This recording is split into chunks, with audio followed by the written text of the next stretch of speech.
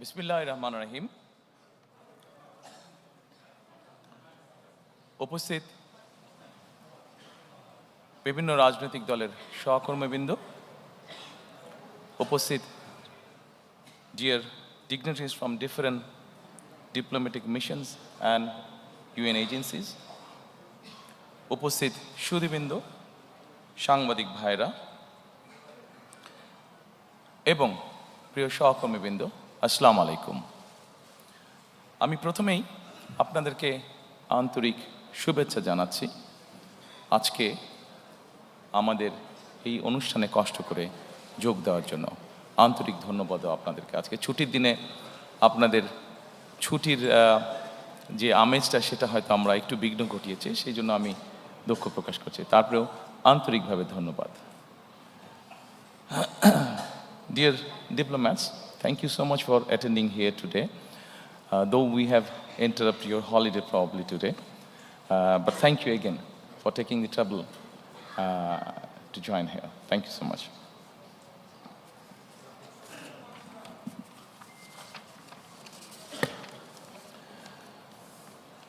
সম্মানিত উপস্থিতিবৃন্দ,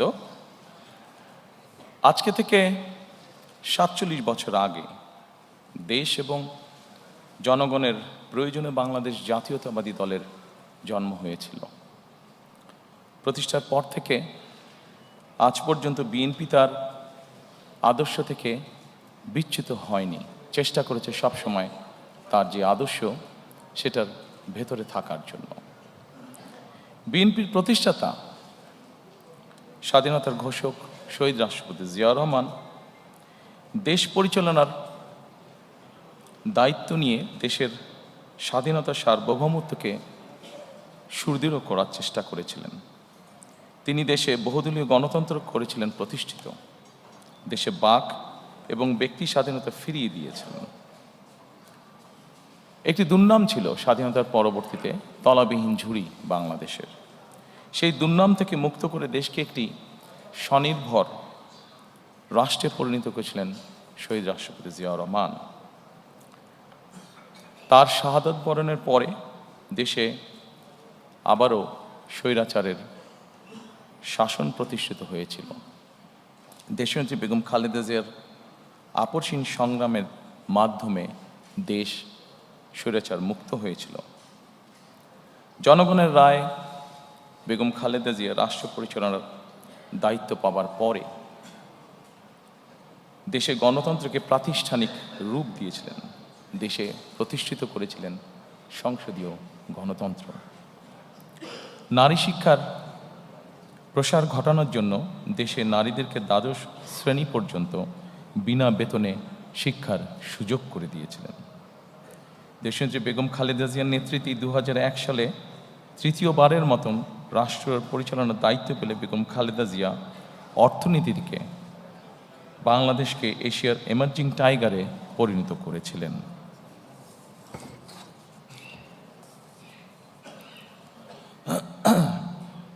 প্রিয় সহকর্মীবৃন্দ, ফ্যাসিবাদী শাসনের 1.5 দশকেরও বেশি সময় জনগণের সকল ক্ষমতা কেড়ে নেওয়া হয়েছিল।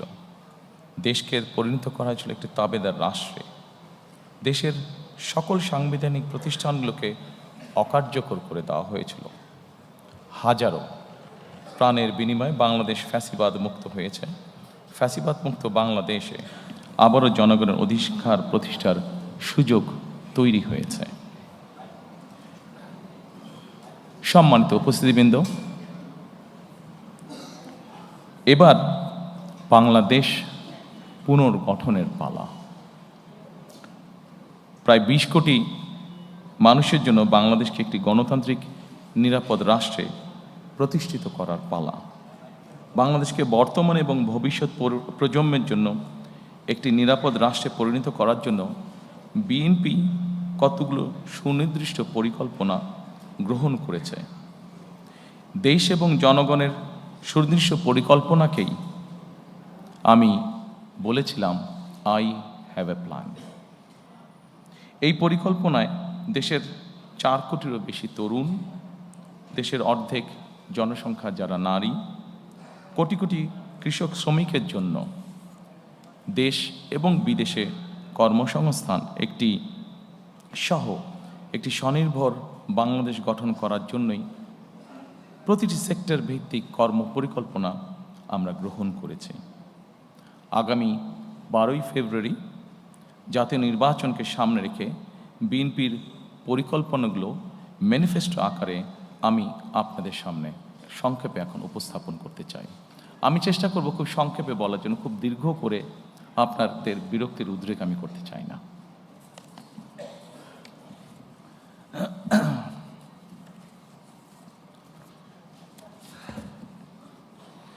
Dear friends of Diplomatic Corps, probably I'll be explaining the whole manifesto in my own language, Bangla.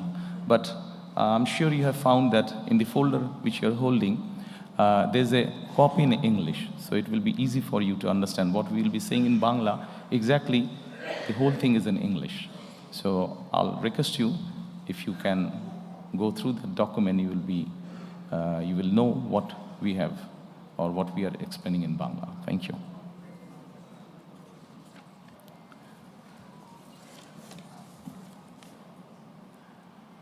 সম্মানিত উপস্থিতিবৃন্দ, আমাদের সামগ্রিক পরিকল্পনাটিকে আমরা একটু ভাগ করেছি।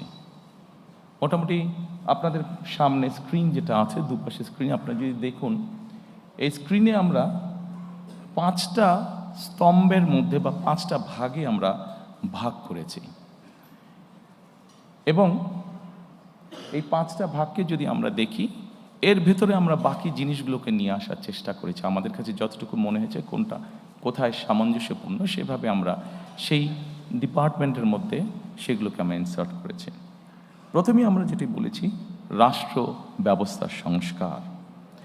দ্বিতীয়ত আমরা বলেছি বৈষম্যহীন আর্থসামাজিক উন্নয়ন ও টেকসই রাষ্ট্রীয় সক্ষমতা অর্জন।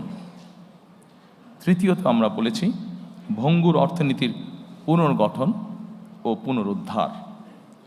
চতুর্থত আমরা বলেছি অঞ্চল ভিত্তিক সুষম উন্নয়ন। এবং পঞ্চম বা শেষ যেটি, ধর্ম, সমাজ, ক্রীড়া, সংস্কৃতি ও সংহতি বিষয়ক যে বিষয়গুলো আছে। এখন আমরা প্রথমেই চলে আসি রাষ্ট্র ব্যবস্থার সংস্কার। সম্মানিত উপস্থিতিবৃন্দ, রাষ্ট্র ব্যবস্থার যে সংস্কার, আমরা যারা বিভিন্নভাবে প্রতিদিন খবর রাখি, দেশ জাতি সব কিছু দেখে আমরা এতটুকু বুঝেছি, আমাদের রাষ্ট্রীয় ব্যবস্থার মধ্যে বেশ কিছু সংস্কারের প্রয়োজন আছে। আপনাদের কাছে যে ফোল্ডারটি আছে, এখানে আপনারা যদি দেখেন, এর ভেতরে কয়েকটি ভাগ আমরা করেছি। গণতন্ত্র ও জাতি গঠন, মুক্তিযুদ্ধ, অভ্যুত্থান, সাংবিধানিক সংস্কার, সুশাসন এবং স্থানীয় সরকার। আমি ডিটেইল আলোচনায় যাব না। আমি প্রথমেই শুরু করতে চাই গণতন্ত্র ও জাতি গঠন। গণতন্ত্র এবং জাতি গঠনে যদি আমরা দেখি, প্রথমেই আমরা একটি কথা সেখানে লিখেছি।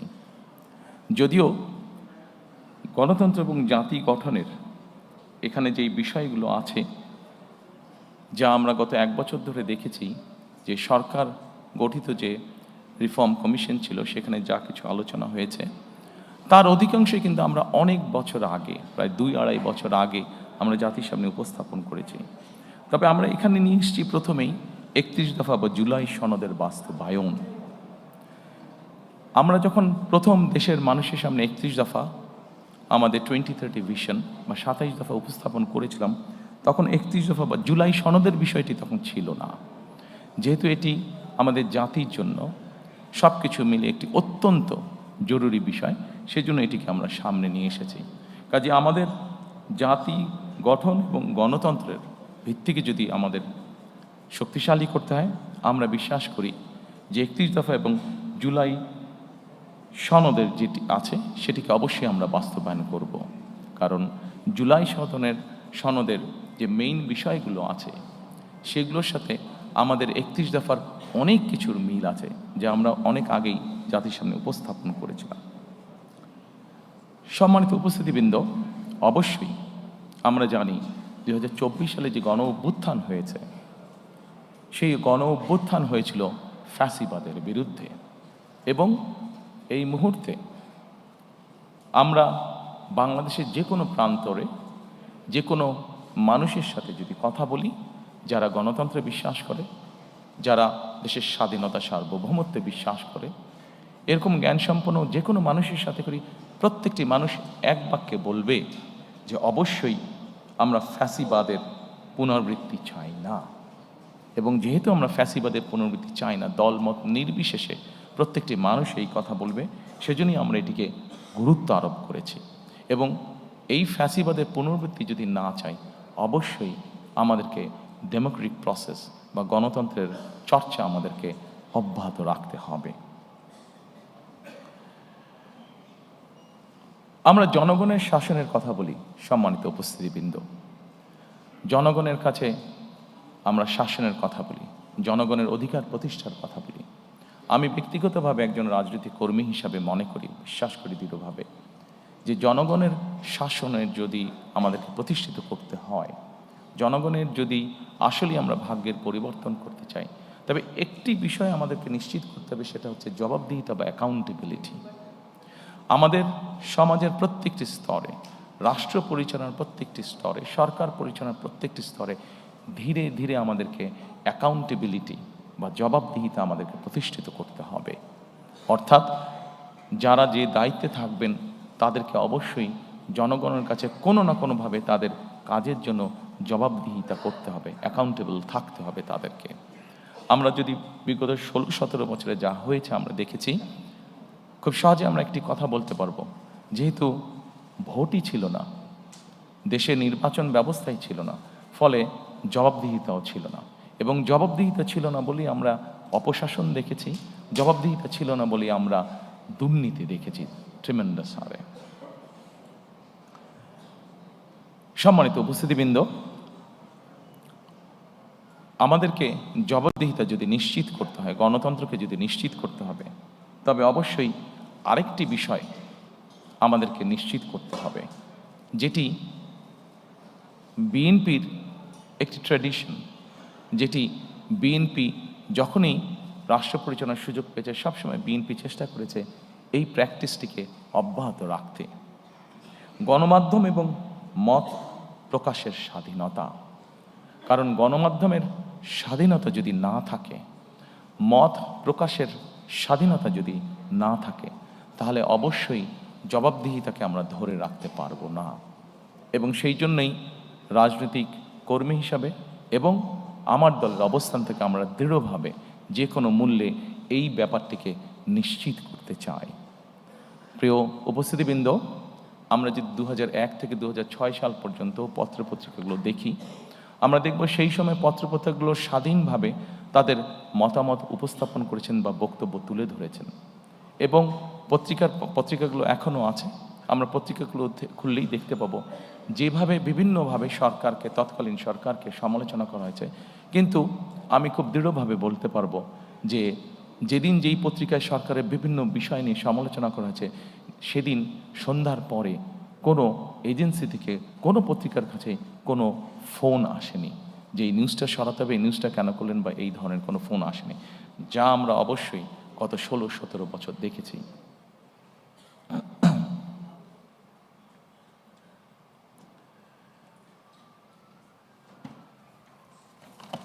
সম্মানিত উপস্থিতিবৃন্দ, এরপরে আমি মুক্তিযুদ্ধ এবং গণ অভ্যুত্থান, আমাদের রাষ্ট্র ব্যবস্থার দ্বিতীয় যেই স্তম্ভটি বা গুরুত্বপূর্ণ বিষয়, আমি সেখানে যেতে চাইছি।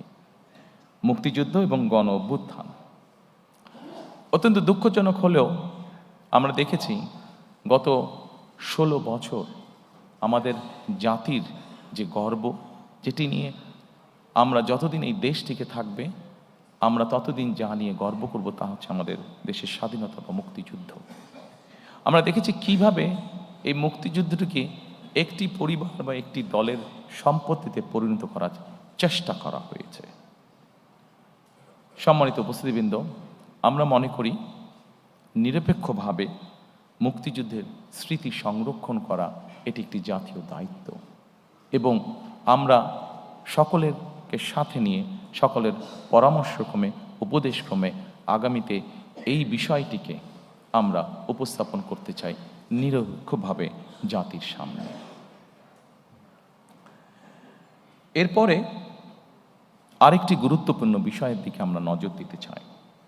গণ অভ্যুত্থানের শহীদ পরিবার ও যোদ্ধাদের কল্যাণার্থে আমরা এর ভিতরেই এটি বলেছি যে মুক্তিযোদ্ধা মন্ত্রণালয়ের মধ্যে আমরা একটি ডিপার্টমেন্ট তৈরি করতে চাই, যেটির কাজ হবে 2024 সালে যে গণ অভ্যুত্থান হয়েছে এবং বিগত 16 বছর ধরে গণতন্ত্র পুনরুদ্ধারের আন্দোলনে বহু মানুষ যারা খুন গুণ শিকার হয়েছেন, যারা বিভিন্নভাবে নির্যাতিত হয়েছেন, এই মানুষগুলোকে আমরা কিভাবে সহযোগিতা করতে পারি, কিভাবে এদের পাশে দাঁড়ানো যায়, সেই ব্যাপারে আমাদের একটি পরিকল্পনা রয়েছে আলাদা একটি ডিপার্টমেন্ট তৈরি করার মাধ্যমে।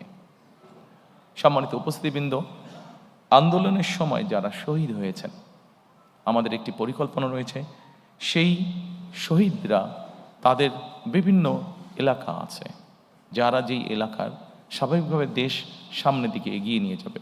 মানুষের প্রয়োজনে আমরা হাসপাতাল তৈরি করব, দেশের ভবিষ্যৎ প্রজন্মদের শিক্ষার জন্য আমরা শিক্ষা প্রতিষ্ঠান তৈরি করব ইনশাআল্লাহ। আমরা মানুষের যোগাযোগ ব্যবস্থা উন্নয়নের জন্য আমরা যোগাযোগ ব্যবস্থাকে উন্নয়ন করব ব্রিজ, রাস্তাঘাট, বড় রাস্তাঘাট নির্মাণের মাধ্যমে। আমরা সিদ্ধান্ত গ্রহণ করেছি যে এই শহীদরা যাতে যুগের পর যুগ তারা হারিয়ে না যায়, বরং তারা যাতে মানুষের সামনে থাকতে পারে, সেজন্য এই সকল রাষ্ট্রীয় প্রতিষ্ঠান যেগুলো হবে সেগুলো আমরা সেই এলাকার যারা গুম খুন শহীদ হয়েছেন তাদের নামে আমরা নামকরণ করব। সম্মানিত উপস্থিতিবৃন্দ, বাংলাদেশ জাতীয়তাবাদী দল বিএনপি একমাত্র একটি দল যারা 1971 এবং 24-90 দেশের স্বাধীনতা, দেশের গণ অভ্যুত্থান, দেশের গণতন্ত্রের পুনরুদ্ধারের আন্দোলন প্রত্যেকটিকে বিএনপি একমাত্র রাজনৈতিক দল যারা ধারণ করে বা করতে পারে। সম্মানিত উপস্থিতিবৃন্দ, গণ অভ্যুত্থান ও ফ্যাসিবাদী আন্দোলনে শহীদদের অবশ্যই সার্বিক সহায়তা প্রদান আমাদের অন্যতম লক্ষ্য, যা এরই ভিতরে আমি আপনাদের সামনে উপস্থাপন করেছি। এরপরে আমি আপনাদেরকে অনুরোধ করব সাংবিধানিক সংস্কারের বিষয়টার দিকে যদি আপনারা নজর দেন। একটু স্ক্রিনে সাংবিধানিক সংস্কার, রাষ্ট্র ব্যবস্থার, জি এখানে অনেকগুলো বিষয় আছে। আমি সবগুলো বিষয় আলোচনা করব না, সেটি দীর্ঘ আলোচনা হবে, আপনাদের বিরক্তি উদ্যোগ হতে পারে। যেহেতু আমরা মোটামুটি ডিটেইলটা ফোল্ডারের মধ্যে বাংলা এবং ইংরেজিতে দিয়ে দিয়েছি, আমি সেই জন্য অতটা সময় আপনাদের নষ্ট করতে চাই না। আমি দুই একটি বিষয় এখানে আলাপ করতে চাই। অবশ্যই শহীদ রাষ্ট্রপতি জিয়া রহমান যখন দেশ পরিচালনার দায়িত্ব পান, যেহেতু আমাদের দেশের অধিকাংশ মানুষ মুসলমান, আমরা সংবিধানে সেই জন্য বিসমিল্লাহির রহমানির রহিম এবং আল্লাহর উপরে, সর্বশক্তিমান আল্লাহর প্রতি পূর্ণ আস্থা ও বিশ্বাস, এই কথাটি সংযোজন করেছিলেন। দুর্ভাগ্যবশত আমরা দেখেছি স্বৈরাচারের সময় সর্বশক্তিমান আল্লাহর প্রতি পূর্ণ আস্থা ও বিশ্বাস, এই কথাটিকে সরিয়ে দেওয়া হয়েছে। ইনশাল্লাহ 12 তারিখের নির্বাচনে বাংলাদেশের জনগণের সমর্থনে বিএনপি সরকার গঠনে সক্ষম হলে আমরা সংবিধানে সর্বশক্তিমান আল্লাহর প্রতি পূর্ণ আস্থা ও বিশ্বাস, এই রাষ্ট্র পরিচালনার মূলনীতি হিসাবে আমরা সংবিধানে এটিকে পুনঃস্থাপন করতে চাই।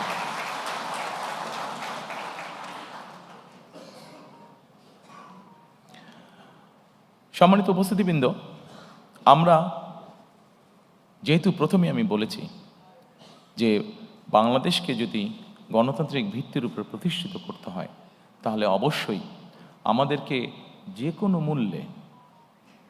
কোনো মূল্যে গণতান্ত্রিক অর্থাৎ ভোট প্রদানের যে চর্চা, ভোটিং রাইট বা ভোট যেই বিষয়টি, এটিকে আমাদের অব্যাহত রাখতে হবে এবং অবশ্যই নিরপেক্ষ ভোট, যেই ভোটের উপরে, যেই ভোট ব্যবস্থার উপরে, যেই ভোট প্রক্রিয়ার উপরে বাংলাদেশের মানুষের আস্থা থাকবে, এইরকম ভোট। এবং বাংলাদেশের মানুষের মনে করার কারণ আছে এরকম একটি নির্বাচন, কারণ অতীতে আমরা দেখেছি 91 সাল, 96 সাল, 2001 সাল যদি আমরা বিবেচনা করি, বাংলাদেশের মানুষ দৃঢ়ভাবে বিশ্বাস করে যে একটি নিরপেক্ষ নির্বাচনের নিশ্চয়তা একমাত্র একটি অরাজনৈতিক সরকার অর্থাৎ তত্ত্বাবধায়ক সরকার বা কেয়ারটেকার সরকারই এনশিওর করতে পারে। এবং সেই জন্যই আমরা যখন আমাদের 31 দফা উপস্থাপন করেছিলাম, সেই সময় আমরা বলেছি আমরা কেয়ারটেকার সরকার আবার দেশে পুনঃপ্রতিষ্ঠিত করতে চাই। এবং পরবর্তীতে বিষয়টি অনেকেই বলেছেন, বিষয়টি বর্তমান সরকার কর্তৃক যে সংস্কার কমিশন হয়েছে সেখানেও আলোচিত হয়েছে। তবে সম্মানিত উপস্থিতিবৃন্দ, অবশ্যই আমার দলের একজন সদস্য হিসাবে আমি ক্রেডিট নিতেই চাইব যে বাংলাদেশে সবচেয়ে প্রথম আমরাই এই কথাটি বলেছি, অর্থাৎ স্বৈরাচারের সময় আমরা যে 31 দফা উপস্থাপন করেছি আজ থেকে প্রায় 2.5 বছর আগে, সেখানে আমরা পরিষ্কারভাবে বলেছি বিএনপি দেশ পরিচালনার সুযোগ পেলে এবং বিএনপির হাতে সেই পরিমাণ সংসদীয় আসনের শক্তি থাকলে আমরা অবশ্যই তত্ত্বাবধায়ক সরকারকে পুনঃপ্রতিষ্ঠিত করব। সম্মানিত উপস্থিতিবৃন্দ, আমরা আমাদের 31 দফার মাধ্যমে একটি প্রস্তাব জাতির সামনে অনেক আগেই দিয়েছিলাম। সেই প্রস্তাবটি হচ্ছে যে ব্যক্তি প্রধানমন্ত্রী হবেন তার মেয়াদ 10 বছরের বেশি হবে না।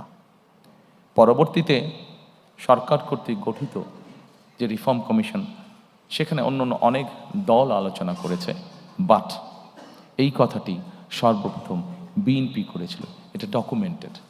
কাজেই এটির ক্রেডিটও আমরা অবশ্যই গ্রহণ করতে চাই এবং আমরা ইনশাল্লাহ সরকার গঠনে সক্ষম হলে আমরা অবশ্যই দেশের আইনের মধ্যে এই বিষয়টি প্রবর্তন করব যে একজন ব্যক্তি ম্যাক্সিমাম 10 বছর তার প্রধানমন্ত্রী হিসেবে তার কার্যকাল থাকবে।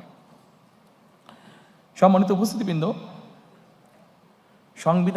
সাংবিধানিক যে সংস্কার অনেক কিছু আছে, আমাদের অনেক কিছু হয়তো করা প্রয়োজন আছে। তারপরেও একটি বিষয় নিয়ে সুশীল সমাজের মধ্যে, সাংবাদিক নেতৃবৃন্দের মধ্যে সহ বিভিন্ন জায়গায় আলোচনা ছিল অনেক সময়, সেটি হচ্ছে সংবিধানের 70 অনুচ্ছেদ। এটি নিয়ে অনেক তর্ক বিতর্ক, ডিবেট, অনেক কিছু ছিল।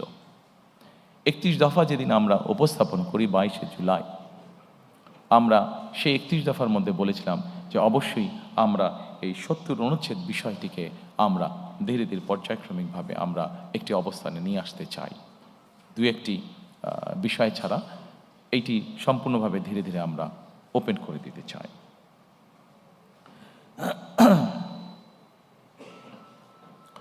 সম্মানিত উপস্থিতিবৃন্দ, আমরা সকল সময় মনে করি, বাংলাদেশ জাতীয়তাবাদী দল মনে করে, আমরা আমাদের 31 দফার মাধ্যমে সেটি উপস্থাপন করেছি। আমরা বিভিন্ন সময় আমাদের বিভিন্ন বক্তব্য সেটা উপস্থাপন করেছি। আমরা মনে করি আমরা যারা প্রতিদিনকার রাজনীতি করি, এই যে সংসদে 300 আসন, এই 300 আসনে যারা সদস্য নির্বাচিত হবেন তারা প্রতিদিনকার রাজনীতি করছেন, কিন্তু এই প্রতিদিনকার রাজনীতির বাইরেও সমাজে অনেক মানুষ আছেন, চিকিৎসক হতে পারেন, লয়ার হতে পারেন, সাংবাদিক হতে পারেন, সিভিল সোসাইটির বিভিন্ন পর্যায়ের মেম্বার হতে পারেন, যাদেরও দেশের সম্পর্কে বা দেশ গঠন সম্পর্কে তাদের মূল্যবান মতামত বা উপদেশ অবশ্যই থাকতে পারে। কন্ট্রিবিউট করার মতন তাদেরও, দেশ গঠনে কন্ট্রিবিউট করার মতন তাদেরও অবস্থান অবশ্যই থাকতে পারে। আমরা সেই জন্যই চেয়েছি যে এই মানুষগুলোর মধ্যে থেকেও যারা চান তাদেরকে আমরা দেশ পুনর্গঠন বা রাষ্ট্র পুনর্গঠন প্রসেসের মধ্যে ইনভলভ করার জন্য, এবং সেজন্যই আমরা যখন প্রথম 31 দফা উপস্থাপন করেছি সেই সময় অন্য আর কোনো দল বলার আগে আমরা সেই সময় বলেছিলাম যে দেশে আমরা উচ্চ কক্ষ, সংসদে উচ্চ কক্ষ প্রবর্তন করতে চাই। আমরা চাই বাংলাদেশে সমাজের সকল শ্রেণী পেশা, শুধু রাজনীতিবিদ নয়, রাজনীতিবিদদের বাইরেও যে সকল ব্যক্তি আছেন যারা কন্ট্রিবিউট করতে পারেন, সকলের মতামতের ভিত্তিতে, সকলের পরামর্শের ভিত্তিতে আমরা ধীরে ধীরে দেশকে সামনের দিকে পুনর্গঠন করতে চাই। সম্মানিত উপস্থিতিবৃন্দ, এই সাংবিধানিক সংস্কার প্রক্রিয়ার মধ্যে আরও অনেকগুলো পয়েন্ট আছে যা আপনারা দেখতে পাচ্ছেন, তবে আমি মনে করি সকল পয়েন্টগুলো এখানে হয়তো আলোচনা করলে অনেক দীর্ঘ সময় লাগবে। আমি সব কিছু হয়তো আজকে এখানে আলোচনা করছি না। এরপরে আমি আপনাদেরকে আমন্ত্রণ জানাবো সুশাসন। আমাদের রাষ্ট্র ব্যবস্থার সংস্কারের মধ্যে আরেকটি চ্যাপ্টার আছে, সেটি হচ্ছে সুশাসন। সম্মানিত উপস্থিতিবৃন্দ, আমরা যত পরিকল্পনাই গ্রহণ করি না কেন, সকল পরিকল্পনা যদি আমাদের বাস্তবায়ন করতে হয়, যে কোনো প্ল্যান আমরা গ্রহণ করি, এটাকে যদি ইমপ্লিমেন্ট করতে হয়, তাহলে অবশ্যই সুশাসন বলতে যা বোঝায় বা রুল অফ ল বলতে যা বোঝায়, সেটি আমাদেরকে যে কোনো মূল্যে বাস্তবায়ন করতে হবে। একটি সরকার যদি সুশাসন দিতে না পারে, তাহলে তার কোনো পরিকল্পনা যেমন বাস্তবায়ন হবে না, জনগণেরও কোনো লাভ হবে না। এবং সেজন্যই সুশাসনের মধ্যে একটি অন্যতম বিষয় হচ্ছে দুর্নীতির দমন বা দুর্নীতির যে করাল গ্লাস, দুর্নীতির যে প্রভাব, যে বিস্তার আমরা গত 2 যুগ ধরে প্রায় দেখেছি, সেই বিস্তারকে যে কোনো মূল্যে রোধ করা। সম্মানিত উপস্থিতিবৃন্দ, বিএনপি একটি রাজনৈতিক দল যারা 2001 সালে বাংলাদেশের জনগণের ম্যান্ডেট নিয়ে সরকার পরিচালনার দায়িত্ব পায়। আমরা যখন পরিচালনার দায়িত্ব পাই, তখন আমরা একটি খুব কষ্টকর একটি বোঝা আমরা ইনহেরিট করি। কি সেই বোঝাটি? সেটি হচ্ছে দুর্নীতি। 2001 সালে বাংলাদেশকে আন্তর্জাতিক সংস্থা দুর্নীতিতে চ্যাম্পিয়ন ঘোষণা করেছিল। আমরা যদি আন্তর্জাতিক ফ্যাক্টস ফিগারগুলো তারপর থেকে দেখি, 2001 সালের পর থেকে দেখি, বিএনপি খুব স্বাভাবিকভাবে এটি আমরা ইনহেরিট করেছিলাম, এই আনওয়ান্টেড যে লাইবিলিটিটা বা আনওয়ান্টেড যে বোঝাটা, এটা যেটা আমরা ইনহেরিট করেছিলাম। এবং তারপরে আমরা যদি খেয়াল করি, ফ্যাক্টস ফিগার যা বলে, বেগম খালেদা জিয়া সরকার পরিচালনা করার পর থেকে খুব কঠোর ছিলেন এই বিষয়ে, খুব কঠোর ছিলেন এই বিষয়ে। এবং তার কঠোরতার ফলেই আমরা যদি স্ট্যাটিস্টিকগুলো দেখি, তাহলে আমরা দেখব ধীরে ধীরে ধীরে ধীরে বাংলাদেশ দুর্নীতিতে আস্তে আস্তে এইটাতে ডেভেলপ করতে থাকে। এবং 2006 সালে যখন আমরা তত্ত্বাবধায়ক সরকারের কাছে ক্ষমতা হস্তান্তর করি, বাংলাদেশ দুর্নীতিতে যে চ্যাম্পিয়ন, এই অপবাদ থেকে বেরিয়ে এসেছিল বাংলাদেশ 2006 সালে। আমি যেই স্কোরিংগুলো হয়েছে, এই ফোল্ডারে আপনাদের কাছে যেটা আছে, সেই ফোল্ডারের মধ্যে স্কোরিংগুলো সব দেওয়া আছে, আমি ইন ডিটেইলে গেলাম না। তবে সম্মানিত উপস্থিতিবৃন্দ, বাংলাদেশে বিএনপি সরকারই প্রমাণ করেছে একমাত্র যে তারা এই বিষয়টিকে কিভাবে নিয়ন্ত্রণ করতে হয় সেটি তারা জানে, এবং সেই কমিটমেন্টও আমাদের আছে। কাজেই ইনশাল্লাহ দেশে সুশাসন প্রতিষ্ঠার জন্য আগামী 12 তারিখের নির্বাচনে আমরা বাংলাদেশের মানুষের সমর্থনে ইনশাল্লাহ সরকার গঠনে সক্ষম হলে অবশ্যই আমাদের অন্যতম প্রধান লক্ষ্য থাকবে যে কোনো মূল্যে সুশাসন নিশ্চিত করা। এর ভিতরে অবশ্যই আরেকটি গুরুত্বপূর্ণ বিষয় আছে। আপনারা যদি এই পেজের সুশাসন, এই পেজটির একদম নিচে চলে যান, সেটি হচ্ছে ন্যায়পাল নিয়োগ, যেটি আমাদের অন্যতম লক্ষ্য, ন্যায়পাল নিয়োগ করা, যার মাধ্যমে আমরা আমাদের সুশাসনকে নিশ্চিত করার এক ধাপ এগিয়ে যাব।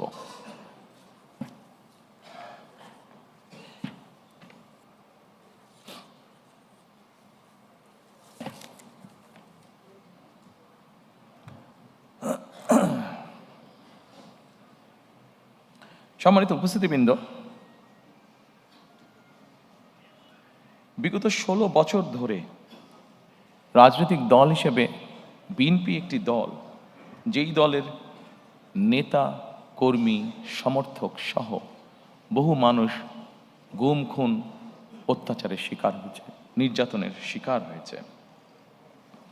একটি রাজনৈতিক দলের সদস্য হিসাবে আজকে এখানে আমন্ত্রিত সকল অতিথির সামনে আমরা বলতে চাই, অবশ্যই আমরা চাই না যে ঘটনার ভিতর দিয়ে, যে বিভীষিকার ভিতর দিয়ে বিএনপি গিয়েছে, সেই ঘটনার আবার পুনরাবৃত্তি বাংলাদেশে হোক।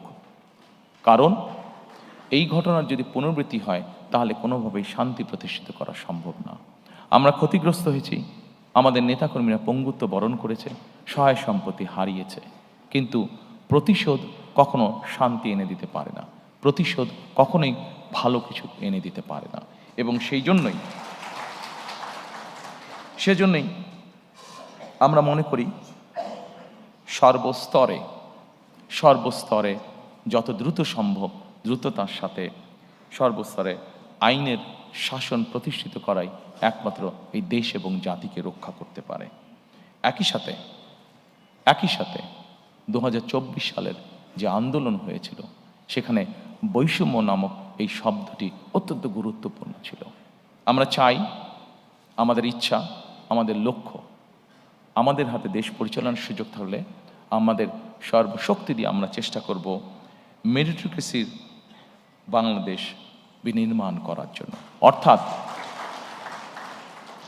প্রিয় সহকর্মীবৃন্দ, প্রিয় উপস্থিতিবৃন্দ, একটি বিষয় আজকে আমাদেরকে অনুধাবন করতে হবে।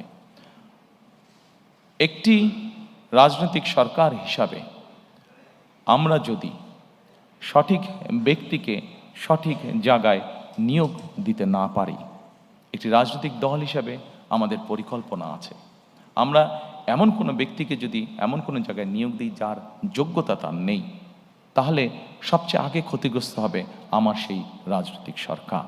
কারণ আমার পরিকল্পনা বাস্তবায়নের যোগ্যতাই তার নেই।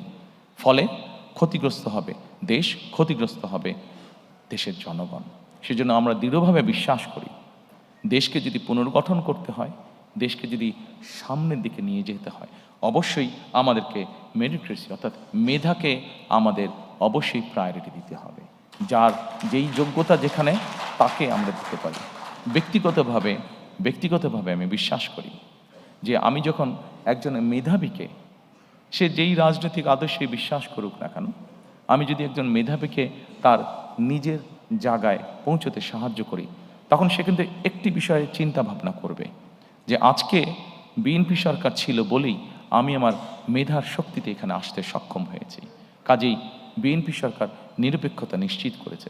কাজেই আমি চেষ্টা করব যে বিএনপি সরকার নিরপেক্ষভাবে যাতে তার কাজ করতে পারে, সেই চেষ্টা আমি করব।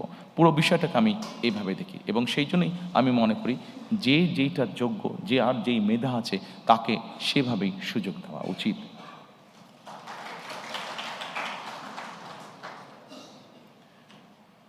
সম্মানিত উপস্থিতিবৃন্দ, একজন রাজনৈতিক কর্মী হিসাবে আমি নিজের অভিজ্ঞতা থেকে বলতে পারি যে বিচার বিভাগকে কিভাবে নিয়ন্ত্রণ করা হয়েছিল বিগত স্বৈরাচারের সময়। আমি, আমার মা, আমার পরিবার, আমরা এই বিচার বিভাগের নির্যাতনের ভিতর দিয়ে আমরা গিয়েছি। প্রিয় সহকর্মীবৃন্দ, একজন মানুষ হিসাবে, একজন রাজনৈতিক কর্মী হিসাবে আমার সর্বোচ্চ চেষ্টা থাকবে যে যে কোনো মূল্যে বিচার বিভাগের যে স্বাধীনতা সেটিকে নিশ্চিত করা। কারণ আমি নিজে ভুক্তভোগী কিভাবে বিচার বিভাগ একজন মানুষের জীবন, একটি সংসার ধ্বংস করে দিতে পারে। সেই জন্য আমরা সরকার গঠনে সক্ষম হলে আমাদের সর্বোচ্চ চেষ্টা থাকবে যে কোনো মূল্যে বিচার বিভাগের স্বাধীনতাকে নিশ্চিত করা। সম্মানিত উপস্থিতিবৃন্দ, এরপরে আপনাদেরকে আমি অনুরোধ করব, রাষ্ট্র ব্যবস্থার সংস্কারের শেষ যেই ঘটে স্থানীয় সরকার, সেখানে যদি আপনারা একটু দৃষ্টি দেন। সম্মানিত উপস্থিতিবৃন্দ, বিএনপি বিশ্বাস করে স্থানীয় সরকার হলো গণতন্ত্র এবং উন্নয়নের প্রাণ কেন্দ্র। আমাদের এখানে অনেকেরই অভিজ্ঞতা আছে বিভিন্ন দেশ দেখার, বিশেষ করে ইউরোপের উন্নত দেশগুলো দেখার। আমি নিজেও অনেক দিন ইউকেতে থাকতে বাধ্য হয়েছি। আমি সেখানে যতটুকু দেখেছি, আমার যতটুকু অভিজ্ঞতা হয়েছে, যে স্থানীয় সরকার বলতে যেই সরকারটিকে বোঝায়, এটিকে যদি আমরা স্বাধীনভাবে কাজ করতে দিতে সক্ষম হই, এটিকে যদি আমরা একটি প্রাতিষ্ঠানিক রূপ হিসেবে ধীরে ধীরে গড়ে তুলতে পারি, তাহলে দেশের অনেক সমস্যার সমাধান করা স্থানীয়ভাবে সম্ভব হবে। দুঃখজনকভাবে হলেও আমাদের দেশের টেকনাফের একজন মানুষকে বা তেঁতুলের একজন মানুষকে অনেক সময় ঢাকায় আসতে হয় বিভিন্ন কাজে, ছোট্ট একটি কাজে হয়তো তাকে ঢাকায় আসতে হয়। কিন্তু আমরা যদি ধীরে ধীরে স্থানীয় সরকার এটিকে যদি আমরা ধীরে ধীরে শক্তিশালী করে গড়ে তুলতে পারি, তাহলে অবশ্যই এমনও পরিস্থিতি দাঁড়াবে যে কোনো একটি মানুষকে তার প্রয়োজনের জন্য, ছোটোখাটো প্রয়োজনের জন্য হয়তো ঢাকায় আসার প্রয়োজন হবে না, সে স্থানীয়ভাবেই তার সমস্যার সমাধান করতে পারবে। শুধু তাই নয়, স্থানীয় সরকারটিকে যদি আমরা শক্তিশালী করতে পারি, তাহলে আমরা গণতন্ত্র নিয়ে যেই কথা বলছি, গণতন্ত্রের ভিত্তিটাকে শক্তিশালী করার জন্য যেই কথাটা বলছি, সেটিও করতে আমরা সক্ষম হব। কারণ জবাবদিহিটা স্থানীয় পর্যায় থেকে তৈরি হবে। জবাবদিহিতা যখন স্থানীয় পর্যায় থেকে তৈরি হবে, মানুষের জীবনমান উন্নয়ন হতে তখন বাধ্য, দুর্নীতি কমে আসতে তখন বাধ্য, প্রকৃত উন্নয়ন বলতে যা বোঝায়, আইন শৃঙ্খলা বলতে যা বোঝায়, সকল কিছু তখন ধীরে ধীরে ভালোর দিকে এগোতে থাকবে।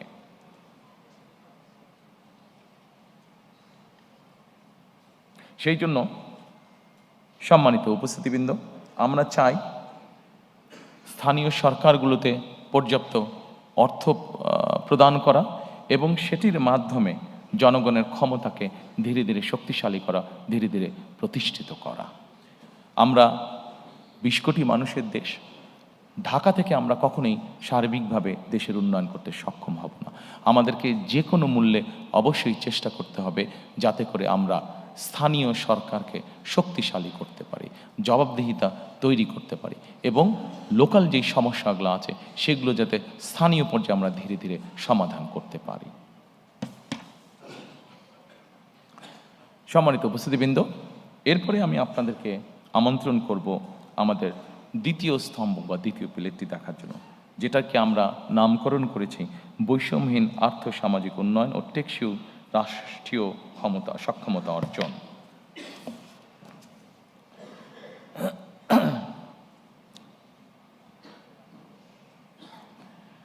সম্মানিত উপস্থিতিবৃন্দ, বাংলাদেশে এইটিকে আমরা বৈষম্যহীন আর্থ সামাজিক উন্নয়ন টেকসই রাষ্ট্রীয় সক্ষমতা অর্জন, এটিকে আমরা কয়েক ভাগে আবার ভাগ করেছি।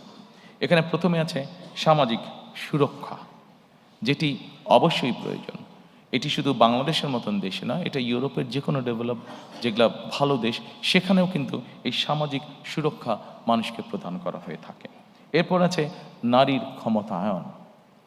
একটি দেশ, যেই দেশের অর্ধেক জনসংখ্যা হচ্ছে নারী, সেখানে নারীর ক্ষমতায়ন যদি আমরা নিশ্চিত করতে না পারি, আমরা যত বড় বড় কথাই বলি না কেন, কোনোটি কখনো সাকসেসফুল করা সম্ভব নয়। এরপরে আছে, এই ঘরের মধ্যে আছে কৃষি এবং খাদ্য, দুটো একইভাবে রিলেটেড। কৃষি যদি ভালো না হয়, খাদ্যের সরবরাহ যদি ঠিকভাবে না থাকে, স্বাভাবিকভাবে মানুষ অপুষ্টি সহ বিভিন্নভাবে আস্তে আস্তে পিছিয়ে যাবে। গুরুত্বপূর্ণ একটি বিষয় আছে কর্মসংস্থান এবং যুব উন্নয়ন। আমাদের 4.5 কোটি প্রায় ইয়াং মানুষ, এই মানুষদেরকে যদি আমরা কর্মসংস্থান বা উন্নয়নের দিকে নিয়ে যেতে না পারি, কোনোভাবেই সম্ভব না উন্নয়নকে ধরে রাখা। শিক্ষা, মানব সম্পদ, স্বাস্থ্যসেবা, প্রত্যেকটি আমাদের জানাতে অত্যন্ত গুরুত্বপূর্ণ। এরপরে একটি বিষয় আসছে প্রতিরক্ষা এবং পররাষ্ট্রনীতি। আমরা যখন ওই ঘরে যাব, আমি আপনাদের সাথে সংক্ষেপে এই বিষয়টি, আমার মতামতটি আপনাদের সামনে তুলে ধরবো বা আমাদের পর্যালোচনা। এরপরে আছে আমাদের প্রায় 1.5 কোটি মানুষ প্রবাসে বাস করেন এবং তারা আমাদেরকে দেশ গঠনে বিভিন্নভাবে সহযোগিতা করেন। তাদেরকে নিয়ে আমাদের কি চিন্তা, সেটিও সংক্ষেপে আপনাদের সামনে তুলে ধরব। এবং এরপরে আসছে পরিবেশ, পানি ও দুর্যোগ ব্যবস্থাপনা। আমরা যদি প্রথমে আসি, সম্মানিত উপস্থিতিবৃন্দ, সামাজিক সুরক্ষা। 4 কোটি, বাংলাদেশে 4 কোটি মানুষ, 4 কোটিরও বেশি মানুষ দারিদ্রতার ভিতরে বা চরম দারিদ্রতার ভিতরে বাস করছে। এর মধ্যে দেশে প্রায় 53 লক্ষ নারী আছে যারা বিধবা।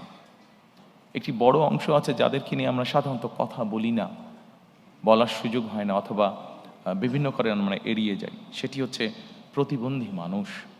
যেভাবেই হোক আমাদের সমাজ ব্যবস্থার কারণে কেন জানি এই মানুষগুলোকে আমরা চেষ্টা করি লুকিয়ে রাখতে, যেটি একদিক থেকে অন্যায়। প্রিয় সহকর্মীবৃন্দ, সম্মানিত উপস্থিতিবৃন্দ, প্রথমেই আমরা দুটি কাজে হাত দিয়েছি, যে দুটি বিষয় কম বেশি আপনারা এর মধ্যে শুনেছেন। দুটি কাজ আমরা শুরু করতে চাই এই সামাজিক সুরক্ষাটাকে নিশ্চিত করার জন্য। সেটি কি?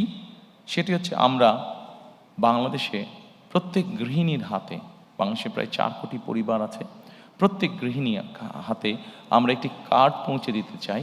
সেটির নাম হবে ফ্যামিলি কার্ড। এই ফ্যামিলি কার্ডটা, এটি কিন্তু শুধু নারীরা পাবেন এই ফ্যামিলি কার্ডটা। এখন আপনি হয়তো বলতে পারেন এই ফ্যামিলি কার্ড দিয়ে কী হবে? সম্মানিত উপস্থিতিবৃন্দ, আমরা একটি কথা প্রায় বলছি, আমাদের পরের যেটি আছে নারীর ক্ষমতায়ন। দেখুন, আমাদের দেশের নারীরা, অধিকাংশ নারী কি অবস্থায় থাকেন সামাজিক বা মানসিক বা পারিবারিকভাবে, আমি সেই দীর্ঘ আলোচনায় গেলাম না। আমরা সকলেই জানি ওনারা অনেক ডিপ্রাইভড অবস্থায় থাকেন, আন্ডার প্রিভিলেজ অবস্থায় ওনারা থাকেন। আমরা যখনই সরকারের পক্ষ থেকে একটি কার্ড একজন গৃহিণীর কাছে পৌঁছে দেব, স্বাভাবিকভাবে কিন্তু উনি এম্পাওয়ার্ড ফিল করবেন, মানসিকভাবে তখন ওনার একটা শক্তি বৃদ্ধি পাবে। ওনার পরিবারের কাছে, বাবার পরিবার, নিজের স্বামীর পরিবার, শ্বশুর বাড়ি, সকল জায়গায় উনি কিছুটা এম্পাওয়ার্ড ফিল হবেন। এটি আমরা দৃঢ়ভাবে বিশ্বাস করি। আসনের পরে এই কার্ডের মাধ্যমে আমরা যেটি এর মধ্যে ক্যাম্পেইনিং করেছি, সেখানে আমরা বলেছি আমরা তাদেরকে প্রতি মাসে 2 থেকে 2,500 টাকা আমরা তাদের কাছে পৌঁছে দিতে চাই, অথবা সমপরিমাণ খাদ্য সহযোগিতা তাদের কাছে পৌঁছে দিতে চাই। অনেকেই বলতে পারেন যে 2 থেকে 2,500 টাকা দিয়ে কী হবে একজনের? আমরা কিন্তু একবারও বলিনি আমরা তাদেরকে পুরো মাসের সহযোগিতা দেব। আপনি চিন্তা করে দেখেন, গ্রামের একটি সাধারণ পরিবার যার সদস্য সংখ্যা এভারেজে 5 থেকে 6 জন, আপনি যদি তার এভারেজ খুব এসেনশিয়াল বাজার সদাই যদি আপনি মনে করেন 5 থেকে 6,000 টাকা হয়ে থাকে মিনিমাম, এর নিচে তো কষ্টকর ব্যাপার, এটা হয়ে থাকে, অর্থাৎ 4 সপ্তাহের খরচ যদি চা হয়ে থাকে, আপনি যদি তাকে 2,500 টাকার মতন দেন, তার মানে আপনি তাকে মোটামুটিভাবে 1 সপ্তাহের একটা সাপোর্ট আপনি তাকে দিচ্ছেন। এই 1 সপ্তাহ সাপোর্টটা আমরা যারা আজকে এত সুন্দর জায়গায় বসে আলোচনা করছি, আমাদের কাছে এটা গায়েই লাগবে না বিষয়টা, বাট আমরা যদি তাদের সেই বাস্তব অবস্থায় যাই, এই 1 সপ্তাহের 2,500 টাকার সহযোগিতা তার জন্য বিরাট বড় ব্যাপার। এই 2,500 টাকা সে কোনো না কোনোভাবে খরচ করছে, কিন্তু আপনি যখন তাকে এডিশনাল সাপোর্ট দিবেন, তখন একজন নারী এই 2,500 টাকাটা বিভিন্নভাবে খরচ করবে, অথবা সে তার নিজস্ব খরচ থেকে যেই টাকাটা সে বাঁচাতে পারবে সেটা তার বিভিন্নভাবে সে খরচ করবে। আসুন আমরা সংক্ষেপে দেখি সে কীভাবে কোথায় কোথায় সে খরচ করবে। আমরা যেই স্টাডি করেছি সেখানে আমরা 3টি জায়গা পেয়েছি যেখানে একজন নারী যতটুকু অর্থ বাঁচাতে পারেন সেটা সে খরচ করবে। কোথায় করবে? প্রথমত তার পরিবারের যে সন্তান আছে তাদের খাওয়া দাওয়া, হেলথের পিছনে সে খরচ করবে প্রথমেই, যে তার ছেলেমেয়েরা একটু ভালো খাক, একটু ভালোভাবে খেয়ে পরে থাকুক। আচ্ছা, তারপরে সেখান থেকে যদি সে খরচ বাঁচাতে পারে, তাহলে সে চেষ্টা করবে তার সন্তানদের লেখাপড়ার পিছনে, যে তার সন্তানটা একটু বেটার লেখাপড়া করুক, সে টাকাটা ওখানে খরচ করবে।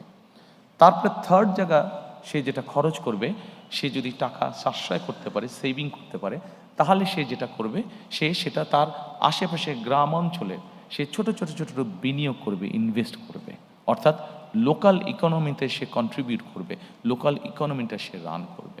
প্রিয় সহকর্মীবৃন্দ, আমরা যদি এভাবে দেখি, একটা পরিবার 5 বছর 7 বছর ধরে এই সাপোর্টটা পেল, আপনি চিন্তা করেন একটা পরিবার, একটা গ্রামে যদি 10টা পরিবার থাকে, 10টা পরিবার যদি তার মধ্যে 7টা পরিবার যদি অসচ্ছল থাকে, তারা যদি এই সাপোর্টটা পায়, তার মানে 7টা পরিবার কিন্তু মোটামুটিভাবে 5-7 বছর পরে একটা মোটামুটিভাবে অর্থনৈতিক অবস্থার মধ্যে আসলো। এই যে 7টা পরিবার মানে যে লোকাল ইকোনমিতে কন্ট্রিবিউট করেছে, তাহলে আপনি দেখেন সে হয়তো হাঁস মুরগি পালন করেছে, সে ডিমটা বিক্রি করেছে, আরেকজন ডিম কিনেছে, সেখান থেকে সে তার যে বিক্রি করে ইনকাম করলো, সে গামছা কিনেছে, অথবা চুড়ি কিনেছে, অথবা কসমেটিক কিনেছে, অর্থাৎ কোনো না কোনো ইকোনমিতে 10 টাকা 5 টাকা করেও ছোট কিন্তু সে কিন্তু কন্ট্রিবিউট করে যাচ্ছে। অর্থাৎ দিনের পর দিন, মাসের পর মাস, বছরের পর বছর যখন এইভাবে লোকাল ইকোনমিতে আপনি রিসোর্স পাম্প করতে থাকবেন, তখন কিন্তু আস্তে আস্তে পুরো ইকোনমিটা অনেক ভাইব্রেন্ট হওয়া ধরবে। আপনি একটা গ্রামকে এভাবে আপনি মোটামুটিভাবে একটা ভালো অবস্থানে নিয়ে আসলেন। আস্তে আস্তে ওই ইউনিয়নটা, আস্তে আস্তে উপজেলাটা, আস্তে আস্তে জেলাটা, আস্তে আস্তে বিভাগটা, আস্তে আস্তে সকল বিভাগ, অর্থাৎ 7 বছর পরে কিন্তু আপনি অনেক বেটার একটি চিত্র পাবেন। অন্তত আমাদের স্টাডি আমাদেরকে তাই বলছে। সেজন্যই আমরা মনে করি এই ফ্যামিলি কার্ডটা হতে পারে শুনতে খুব ছোট লাগছে, কিন্তু এটার লং টার্ম পজিটিভ এফেক্ট অনেক অনেক অনেক বড় হবে ইনশাল্লাহ।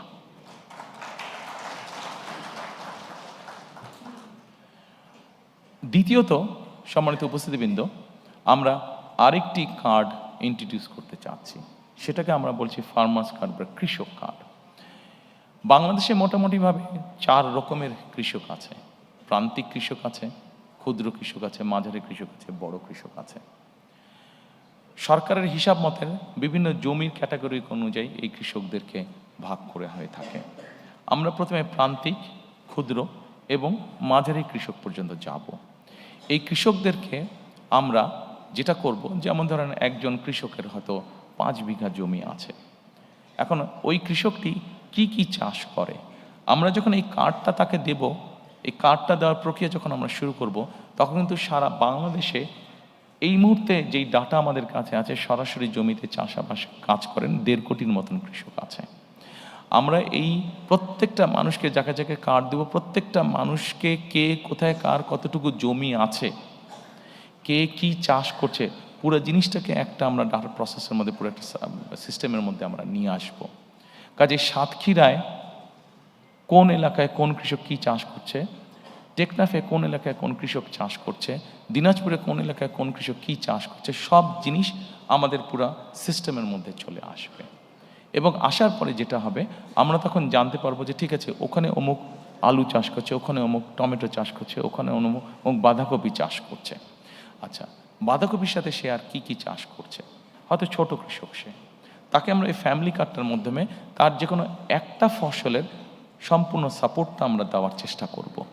সেটা হচ্ছে বীজ হতে পারে, কীটনাশক ওষুধ এবং সার, এই পরিমাণটা আমরা তাকে দেওয়ার চেষ্টা করব। আপনারা বলতে পারেন যে কেন দেওয়ার চেষ্টা করব?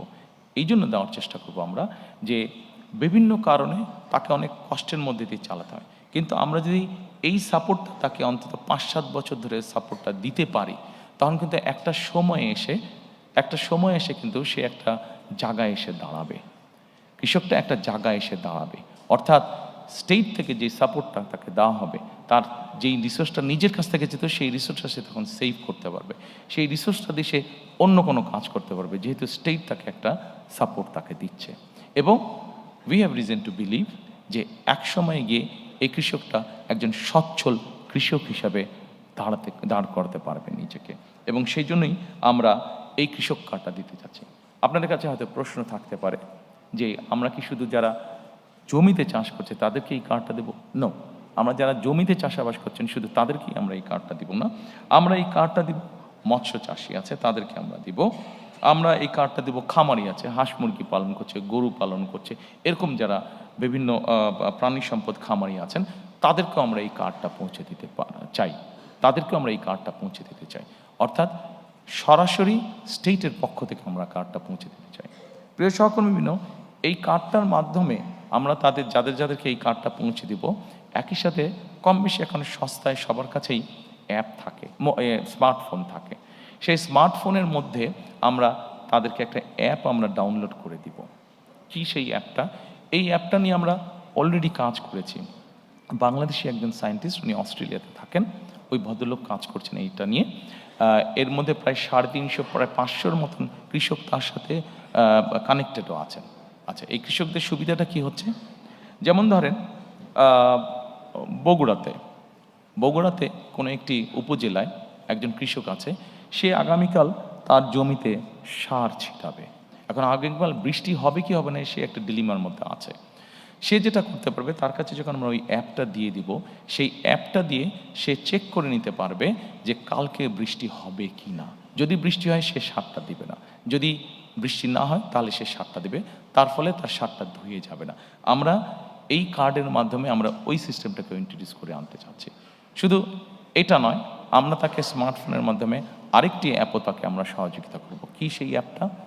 সেই অ্যাপটা হচ্ছে তার ফোনটা যদি সে তার ফসলের উপরে ধরে, তার ফসলের হেলথের কি অবস্থা, কোনো রোগ বালাই কোনো হয়েছে কিনা ফসলে, সেই জিনিসটাও সে তখন জানতে পারবে। যদিও কৃষকদের নিজেদের একটা অভিজ্ঞতা আছে, কিন্তু আমরা এই অ্যাপটাও ডেভেলপ করেছি, যেটা ধীরে ধীরে ধীরে ধীরে আমরা সারা দেশের সকল কৃষকের কাছে পৌঁছে দিব। কাজেই এই সুবিধাগুলো আছে। এর বাইরে বিমার সুবিধা আছে, এর বাইরে কার্ডটা থাকলে তার জন্য কৃষি লোনের সুবিধা আছে। এই সুবিধাগুলো থাকবে, নর্মাল যেগুলো আছে এই সুবিধাগুলো থাকবেই তাদের কাছে। সম্মানিত উপস্থিতিবৃন্দ, সামাজিক সুরক্ষার মধ্যে আমি ব্যক্তিগতভাবে, এখানে অনেকগুলো আছে আপনারা দেখতে পাচ্ছেন, কই গেল, আপনারা দেখতে পাচ্ছেন অনেকগুলো আছে, তবে এখানে একটি আমরা লাইন রেখেছি যেটি ব্যক্তিগতভাবে আমি যেটির প্রতি খুবই যত্নশীল, সেটি হচ্ছে পিতামাতার ভরণ পোষণ আইন নামে একটি আইন আছে। এই আইনটিকে আমরা যতটুকু সম্ভব কার্যকর করতে চাই। আমাদের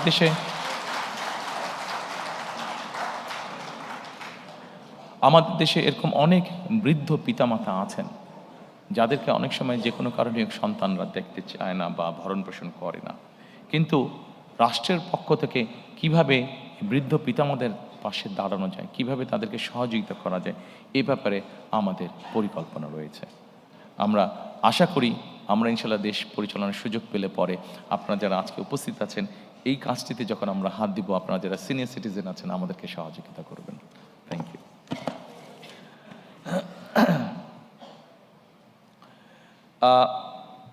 এরপরে আমি আপনাদেরকে অনুরোধ করব এই বৈষম্যহীন আর্থ সামাজিক উন্নয়নের টেকসই রাষ্ট্রীয় সক্ষমতা অর্জনের এরপরে সেকেন্ড যেটি আছে আমাদের নারীর ক্ষমতায়ন। নারীর ক্ষমতায়নের ব্যাপারে এর আগেই বলেছি যে আমাদের যে ফ্যামিলি কার্ডটা, এটার মূল লক্ষ্য বা উদ্দেশ্যটা কি? মূল লক্ষ্য বা উদ্দেশ্য হচ্ছে, আমরা যদি জিনিসটাকে এইভাবে দেখি, এর আগে বেগম খালেদা জিয়া যতবার রাষ্ট্র পরিচালনা করেছেন আপনাদের সকলেরই ধারণা আছে যে নারীদের শিক্ষা ব্যবস্থা ক্লাস 1 থেকে 12 পর্যন্ত নারীদের শিক্ষা ব্যবস্থা উনি ফ্রি করেছিলেন। সম্মানিত উপস্থিতিবৃন্দ, আমাদের দেশে এখন যে কোনো স্কুল কলেজ যেখানেই যাই আমরা যদি এনরোলমেন্ট দেখি, আমরা দেখব যে ছেলে মেয়ে সমান সমান, ক্ষেত্র বিশেষে মেয়েদের সংখ্যা বেশি বিভিন্ন স্কুল কলেজ সব কিছুতে। এখন শুধু শিক্ষা দিলে তো হবে না, আমি যেটা আগেই বলেছি, শিক্ষার পাশাপাশি তাদেরকে আমাদেরকে অর্থনৈতিকভাবে সামাজিকভাবে এই নারীদেরকে আমাদেরকে প্রতিষ্ঠিত করতে হবে।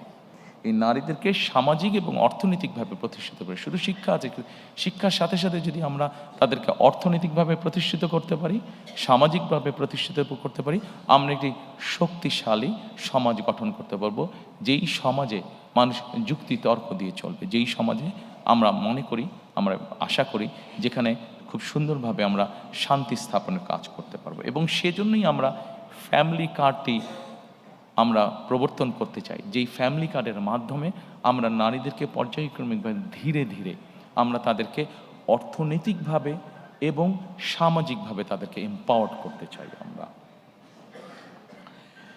সম্মানিত উপস্থিতিবৃন্দ, আমাদের একটি সেক্টর আছে বাংলাদেশে যেটিকে আমরা গার্মেন্ট সেক্টর বলি, যেটি নিয়ে আমরা প্রত্যেকটি বাংলাদেশের নাগরিক গর্ব করি। আমরা যখন বিদেশে যাই, যারা বিদেশে থাকি বা বিদেশে যাই, আমরা যখন জামা কাপড় কিনি, যখন লেবেলটা দেখি মেড ইন বাংলাদেশ, মুখের মধ্যে সুন্দর একটা হাসি আমাদের ফুটে ওঠে, ভালো লাগে মনের মধ্যে যে এই জামাটা মেড ইন বাংলাদেশ। যখন কোনো ব্র্যান্ডেড শপে আমরা দেখি মেড ইন বাংলাদেশ কাপড়টা, এই গার্মেন্ট শিল্পে বহু নারী কাজ করেন। বলা যায় টোটাল গার্মেন্ট শিল্পে যত মানুষ কাজ করে, যত শ্রমিক কাজ করে, তার 70% বা তার কিছু বেশি নারী শ্রমিক আমাদের। এখন সম্মানিত উপস্থিতিবৃন্দ, শুধু একটি সেক্টরেই কেন আমরা নারী রাখবো? আমাদের নারীরা তো কৃষিতেও কাজ করেন, আমাদের নারীরা তো অন্যান্য অনেক সেক্টরে কাজ করেন। আমাদের একটি লক্ষ্য এবং একটি পরিকল্পনা হচ্ছে যে বাংলাদেশে আমরা গার্মেন্টসের বাইরে আরও নতুন নতুন কতগুলো সেক্টরকে আমরা নিয়ে আসতে চাই, যেখানে নারীদের আরও বেশি সংখ্যক কর্মসংস্থানের সুযোগ হবে। সেটি গার্মেন্টসের মতন অনেক সেক্টর আছে যেগুলোকে আমরা ইজিলি আনতে পারি। সেটি টয় সেক্টর হতে পারে, সেটি লেদার সেক্টর হতে পারে যেখানে নারীরা কাজ করতে পারবেন, সেটি এরকম আরও অনেক সেক্টর আছে যেখানে নারীরা কাজ করতে পারেন। অর্থাৎ আমাদের লক্ষ্য এবং উদ্দেশ্য আছে মোর নাম্বার অফ দেশের যে নারী জনগোষ্ঠী আছে তারা কর্মসংস্থানের ব্যবস্থায় এরকম সেক্টরকে আমাদের ইনভাইট করে দেশের মধ্যে নিয়ে আসা। প্রিয় সহকর্মীবৃন্দ, আমরা বিশ্বাস করি, সম্মানিত উপস্থিতিবৃন্দ, আমরা বিশ্বাস করি যে একজন নারীকে যখন আমরা কর্মসংস্থানের ব্যবস্থা করে দেব, স্বাভাবিকভাবেই প্রকৃতিগত কারণ হিসাবেই তাদেরকে আমাদের আরও কিছু ব্যাপারে সহযোগিতা করা উচিত। তাদের কর্মঘণ্টা কমানো বা বিভিন্নভাবে ডিস্ট্রিবিউট না করে বরঞ্চ আমরা যদি প্রাকৃতিকগতভাবে বিষয়টি বিবেচনা করি, একজন নারীকে তার সন্তানকে অনেক সময় দেখভাল করতে হয়, হয়তো ঘরে হয়তো তার সন্তানকে দেখভাল করার মতন সেই সাপোর্টটা তার নেই, তার কর্মসংস্থানে যাতে তাকে সেই সাপোর্টটা দেওয়া যায় সেই জন্য আমরা কর্মস্থলে ডে কেয়ার এবং বেস্ট ফিডিং কর্নার আমরা কম্পালসারি করতে চাই। অর্থাৎ একজন নারী যখন তার সন্তানকে নিয়ে কর্মস্থলে আসবেন, উনি যেই 8 ঘন্টা বা 10 ঘন্টা বা যতক্ষণই উনি কাজ করেন অতটুকু সময় যাতে উনি নিশ্চিন্ত মনে কাজ করতে পারেন সেই ব্যবস্থাটা আমরা এনশিওর করতে চাই।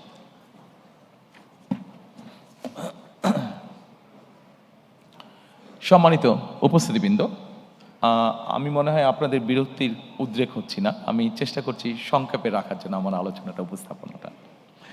আমি হয়তো ঠিক রেগুলার নর্মালি আপনারা যেভাবে দেখে অভ্যস্ত ম্যানিফেস্টো উপস্থাপন, আমি ঠিক ওভাবে যাচ্ছি না। নর্মালি সাধারণত লাইন বাই লাইন আমাদের নেতৃবৃন্দরা পড়ে যান। আমি যতটুকু বিশ্বাস করি, যতটুকু বুঝি, যতটুকু জানি, যে জিনিসগুলো আমি বিশ্বাস করি আপনাদের সামনে আমি সেই জিনিসগুলো উপস্থাপনের চেষ্টা করছি।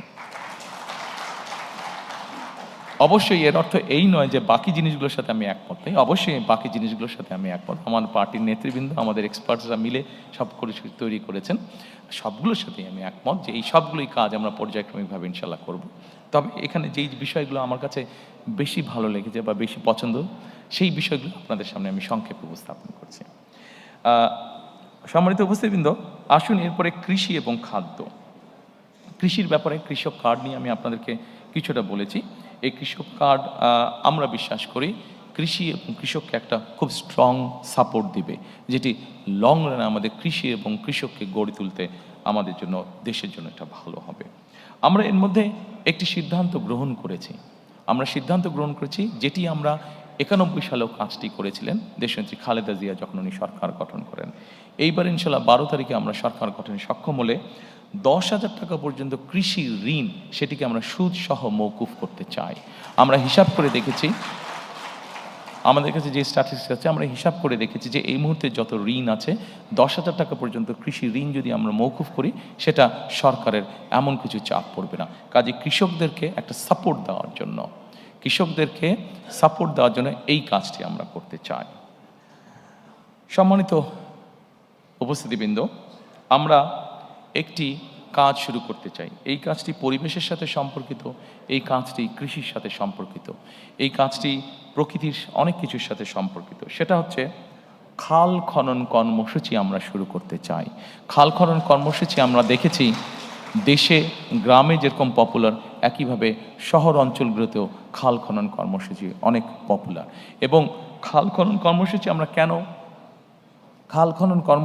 কেন তৈরি করতে চাই, আমি আপনাদেরকে সংক্ষেপে কয়েকটি উদাহরণ দিতে চাই।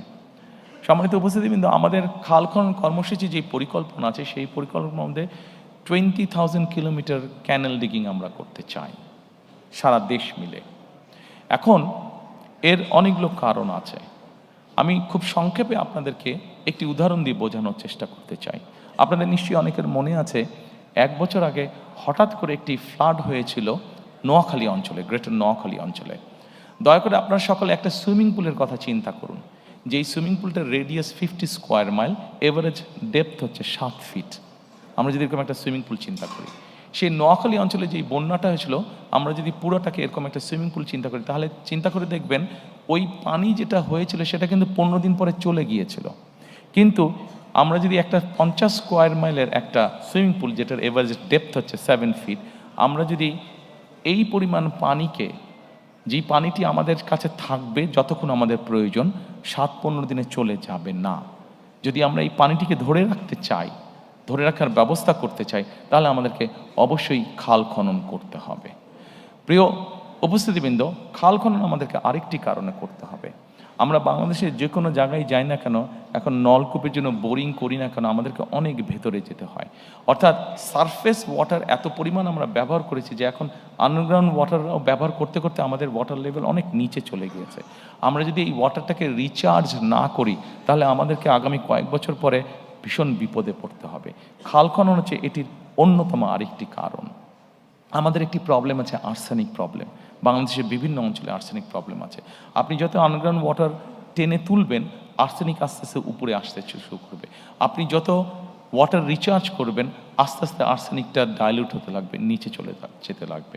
কাজেই বিভিন্ন বিষয়ে যদি আমরা বিবেচনা করি, সম্মানিত উপস্থিতি, কিন্তু আপনারা নিশ্চয়ই লক্ষ্য করেন অনেক সময় যখন ঢাকা থেকে একটু বাইরে টেরে যান, আপনারা বাই রোড যান, আপনারা খেয়াল করে দেখবেন রাস্তার দুই ধারে কম বেশি যেই গাছগুলো থাকে, দেখবেন গাছগুলো কেমন যেন নেতিয়ে পড়েছে। এই নেতিয়ে পড়ার আরেকটা কারণ হচ্ছে ওই এলাকায় যে আন্ডারগ্রাউন্ড ওয়াটার লেভেল আছে এত নিচে চলে গিয়েছে যে গাছগুলো তার শিকড় আর নিচে পাঠাতে পারে না, এত নিচে চলে গিয়েছে। কাজে আমাদের এই প্রকৃতিকেও যদি আমাদের ঠিক করতে হয়, ধীরে ধীরে যদি আবার একটা স্বাভাবিক পরিস্থিতি ফিরিয়ে আনতে হয়, তাহলে আমাদের ক্যানেল ডিগিং করা অত্যন্ত প্রয়োজন। আমাদের পরিকল্পনার মধ্যে একটি রয়েছে বরেন্দ্র প্রকল্প পুনর্চালুকরণ করা। এই বরেন্দ্র প্রকল্প সম্পর্কে আপনাদের অনেকেরই ধারণা আছে। এটি রাজশাহী, চাঁপাইনবাবগঞ্জ, রাজশাহী ওইদিকে শুরু হয়েছিল এবং এটির বিস্তার মোটামুটি ঠাকুরগাঁ, পঞ্চগড় পর্যন্ত। এই বরেন্দ্র প্রকল্প চালু করার পরে আমাদের পুরো উত্তরাঞ্চলের কৃষির উৎপাদনই একদম পাল্টে গিয়েছিল। এই প্রকল্পটি মোটামুটিভাবে এখন অলমোস্ট মৃত পায়। আমরা চাই এই প্রকল্পটিকে আবার চালু করার জন্য। সম্মানিত উপস্থিতিবৃন্দ, আমাদের এই কৃষি এবং খাদ্যের মধ্যে আপনি যদি খেয়াল করেন, ডান দিকে একটি আছে জলবায়ু ঝুঁকি মোকাবেলা। জলবায়ু ঝুঁকি মোকাবেলা আমরা সিদ্ধান্ত গ্রহণ করেছি, আমরা পরিকল্পনা গ্রহণ করেছি যে এই ঝুঁকিটা আমাদের জন্য অত্যন্ত রিস্কি একটা ঝুঁকি। আমরা যদি দেখি আমাদের দক্ষিণাঞ্চল যেভাবে গাছপালা মরে যাচ্ছে, দক্ষিণাঞ্চলে যেভাবে নদী নালা শুকিয়ে যাচ্ছে, যেভাবে সমুদ্রের পানি উপরে উঠে আসছে, আমরা যদি দেখি আমাদের সারা বাংলাদেশে কিভাবে ফরেস্টেশন ধীরে ধীরে কমে যাচ্ছে, তাহলে আমাদেরকে ইমিডিয়েট এই কাজটিতে হাত দিতে হবে। এবং আমরা ঠিক করেছি 5 বছরে আমরা চেষ্টা করব, 5 বছরে আমরা চেষ্টা করব, যদিও খুব অ্যাম্বিশিয়াস প্রোগ্রাম, তারপরে আমাদের পরিকল্পনা আছে এবং 5 বছরে আমরা চেষ্টা করছি প্রায় 50 কোটির কাছাকাছি বৃক্ষরোপণ করার জন্য। এরই ভিতরে আমাদের যারা এক্সপার্ট আছেন তারা মোটামুটিভাবে কাজ করেছেন যে কোন এলাকার কোন বৃক্ষটা ভালো হবে, সেভাবে আমরা আমাদের পরিকল্পনা সাজিয়েছি। কাজেই টেকনাফে যেই বৃক্ষটা হবে, তেঁতুলিয়াতেও সেটা হতে পারে, কিন্তু অত ভালো হবে না, কারণ ওখানকার সয়েল ইজ ডিফারেন্ট, ক্লাইমেট আবহাওয়া কিছুটা ডিফারেন্ট। সেই জন্য আমরা সেভাবেই চিন্তা ভাবনা করেছি। এবং আরেকটি জিনিস করেছি, এখন যেটা মডার্ন যুগে করা যায়, আপনি স্যাটেলাইট ইমেজ দিয়ে আপনি কোনো জায়গায় যদি 500 গাছ লাগান, আপনি যদি 500 গাছের চারা ওখানে রোপণ করতে চান, ওখানে 500 চারা রোপণ হলো কি হলো না, আপনি স্যাটেলাইট ইমেজ দিয়ে কিন্তু ওটা ঘরে বসেই আপনি দেখতে পারবেন, মনিটর করতে পারবেন। সেজন্য এই সুবিধাটাও আমাদের আছে। তো আমাদেরকে জলবায়ুর ঝুঁকি মোকাবেলা করার জন্য আমাদেরকে জলবায়ুর উপযোগী যেই গাছগুলো আছে সেগুলো লাগাতে হবে, সেগুলো রোপণ করতে হবে। যেমন আমরা যদি ঢাকা শহরে, এই বোধহয় গত পরশুদিনও আমরা কোনো একটা নিউজে আমি দেখলাম যে ঢাকা শহর বোধহয় পলিউশনে আবার বোধহয় কয়েকটার মধ্যে প্রথম বা দ্বিতীয় তৃতীয় এরকম হয়েছে। কাজেই এই ঢাকা শহরের এয়ারকেও যদি ফিল্টার করতে হয়, আপনাদের নিশ্চয়ই অনেকের জানা আছে যে নিম গাছ সাধারণত অন্য নর্মাল গাছের থেকে 3 গুণ বেশি অক্সিজেন প্রডিউস করে। কাজে আমরা যদি নিম গাছ প্রচুর পরিমাণে ঢাকা শহরে লাগাতে সক্ষম হই, রোপণ করতে সক্ষম হই, তাহলে আমরা কিছুটা হলেও আমাদের ঢাকা শহরের বাতাসকে আমরা ফিল্টার করতে পারবো। অবশ্যই এর বাইরে আমাদেরকে অনেকগুলো স্টেপ গ্রহণ করতে হবে, যেমন ডিজেল ইঞ্জিনের ব্যবহার কমিয়ে আনতে হবে, ফসিল ফুয়েল যেগুলোতে ব্যবহার হয় সেগুলো আমাদেরকে কমিয়ে আনতে হবে, আমাদেরকে ইলেকট্রিক ভেহিকলকে মোর এনকারেজ করতে হবে।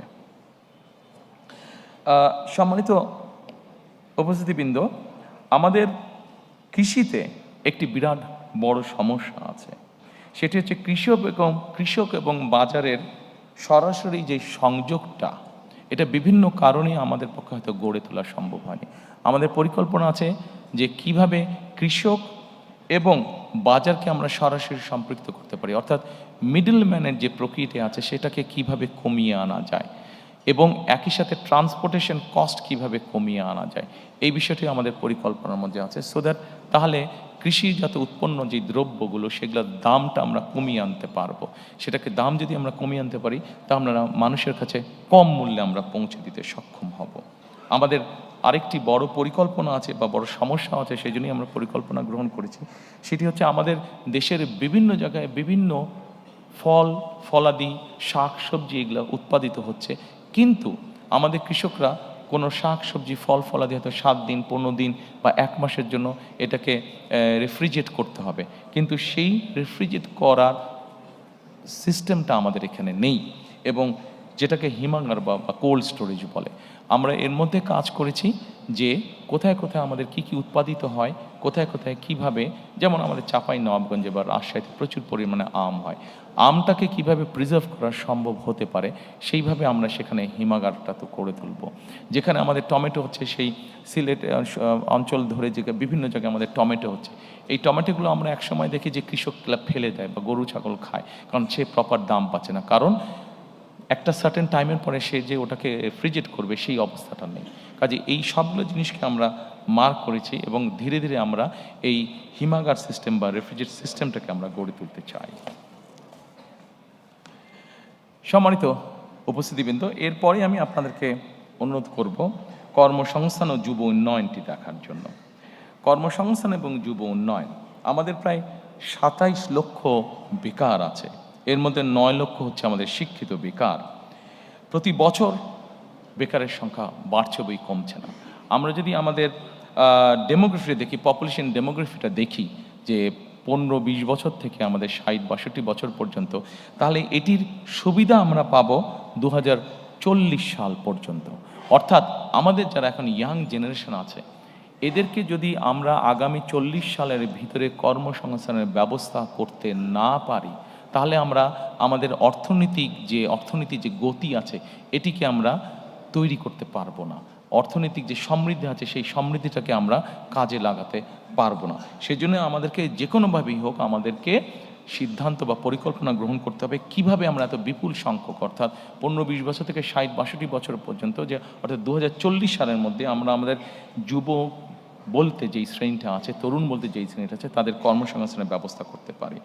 আমরা এখানে অনেকগুলো বিষয় চিন্তা করেছি, তার মধ্যে 2-3টি বিষয় আমি আপনাদের সাথে আলোচনা করব। যেমন বিদেশি ভাষা, আমাদের দেশ থেকে প্রচুর মানুষ বাইরে যায়। আমরা যদি এই মানুষগুলোকে যারা বাইরে যায় এদেরকে যদি আমরা ল্যাঙ্গুয়েজ কোর্স দিতে পারি, তাহলে এটি কিন্তু তার জন্য একটা বেনিফিট হবে, এবং ল্যাঙ্গুয়েজ কোর্সের কারণেই কিন্তু সে অনেক জায়গায়, দেশের বাইরে অনেক জায়গায় অনেক ইজিলি সে তার কর্মসংস্থানের ব্যবস্থা করতে পারবে।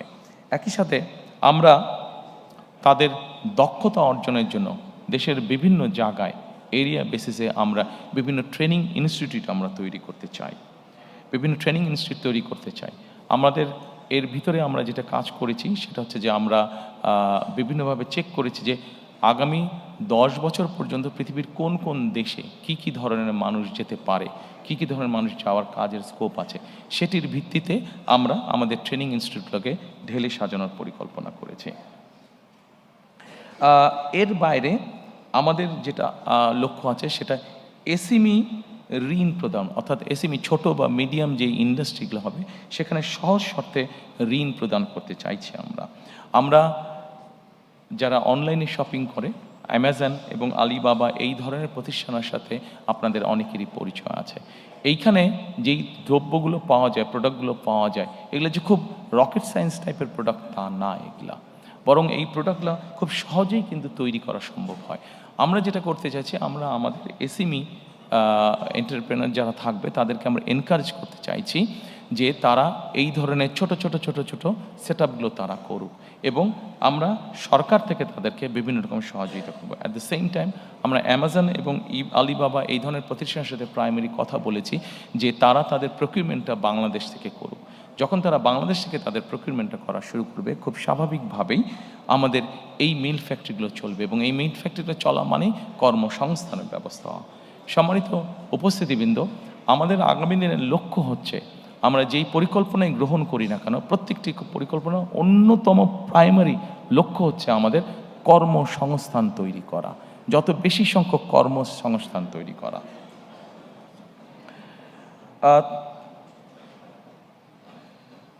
এর বাইরে আমাদের পরিকল্পনা আছে আন্তর্জাতিক। আমাদের ইয়াং জেনারেশনের অনেকেই অনলাইনে বা আইটিতে কাজ করে থাকে, কিন্তু তাদের পেমেন্টের ক্ষেত্রে বিভিন্ন রকম পেমেন্ট সেটার ক্ষেত্রে বিভিন্ন রকম সমস্যা হয়ে থাকে। আমরা সেই জন্য আন্তর্জাতিক পেমেন্ট যে সুবিধা আছে, পেপাল সহ এই ধরনের সুবিধাগুলো আছে, এগুলোকে আমরা ইনভাইট করছি, এগুলোকে আমরা দেশে নিয়ে আসতে চাইছি।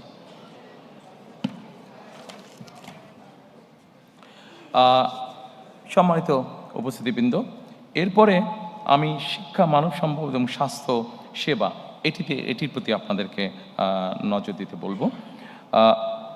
আমাদের শিক্ষা খাতে জিডিপির 5% আমরা বরাদ্দ করতে চাইছি, অবশ্যই একবারে না, সেটা পর্যায়ক্রমিকভাবে করতে চাইছি। আমরা ফ্রি ওয়াইফাই বিভিন্ন ইম্পর্টেন্ট জায়গাগুলোতে ফ্রি ওয়াইফাই আমরা ইন্ট্রোডিউস করতে চাইছি। আপনারা বলতে পারেন যে ফ্রি ওয়াইফাই এত সহজ নাকি দেওয়া? এটার জিনিসটা এমন হবে, কেউ যদি কোথাও ফ্রি ওয়াইফাইটা ব্যবহার করতে চায়, সে লগ ইন করার পরে তাকে ছোট একটি অ্যাড দেখতে হবে। অ্যাডটি ভালো লাগুক বা না লাগুক, অ্যাডটি তাকে দেখতে হবে। এই জন্য অ্যাডটি দেখতে হবে যে অ্যাডের মাধ্যমে ওখানকার যে খরচটা, সেই খরচটা উঠে আসবে, এবং তারপরে সে হয়তো 1 ঘন্টা বা 1.5 ঘন্টা সেই ফ্রি ওয়াইফাইটি ব্যবহার করতে পারবে। এর বাইরে আমরা ওয়ান টিচার ওয়ান ট্যাব, আমাদের প্রথমে প্রাইমারি স্কুল এবং তারপরে সেকেন্ডারি স্কুলে যত টিচার আছেন তাদেরকে আমরা পর্যায়ক্রমিকভাবে একটি ট্যাবের আন্ডারে নিয়ে আসতে চাইছি, যার মাধ্যমে তারা যেমন শিক্ষা দিতে পারবেন, একইভাবে তাদেরকে কোনো ট্রেনিং ইনস্ট্রাকশন দিতে হলে সেই ট্যাবের মাধ্যমে তাদেরকে আমরা সেন্ট্রালি সেই কাজটি আমরা করতে পারবো। আমরা প্রাথমিক এবং মাধ্যমিক শিক্ষা ব্যবস্থায় স্কুল ইউনিফর্ম ইন্ট্রোডিউস করতে চাচ্ছি। অবশ্যই এটা আমরা সরকারের পক্ষ থেকে এই ইউনিফর্মটি দিতে চাচ্ছি।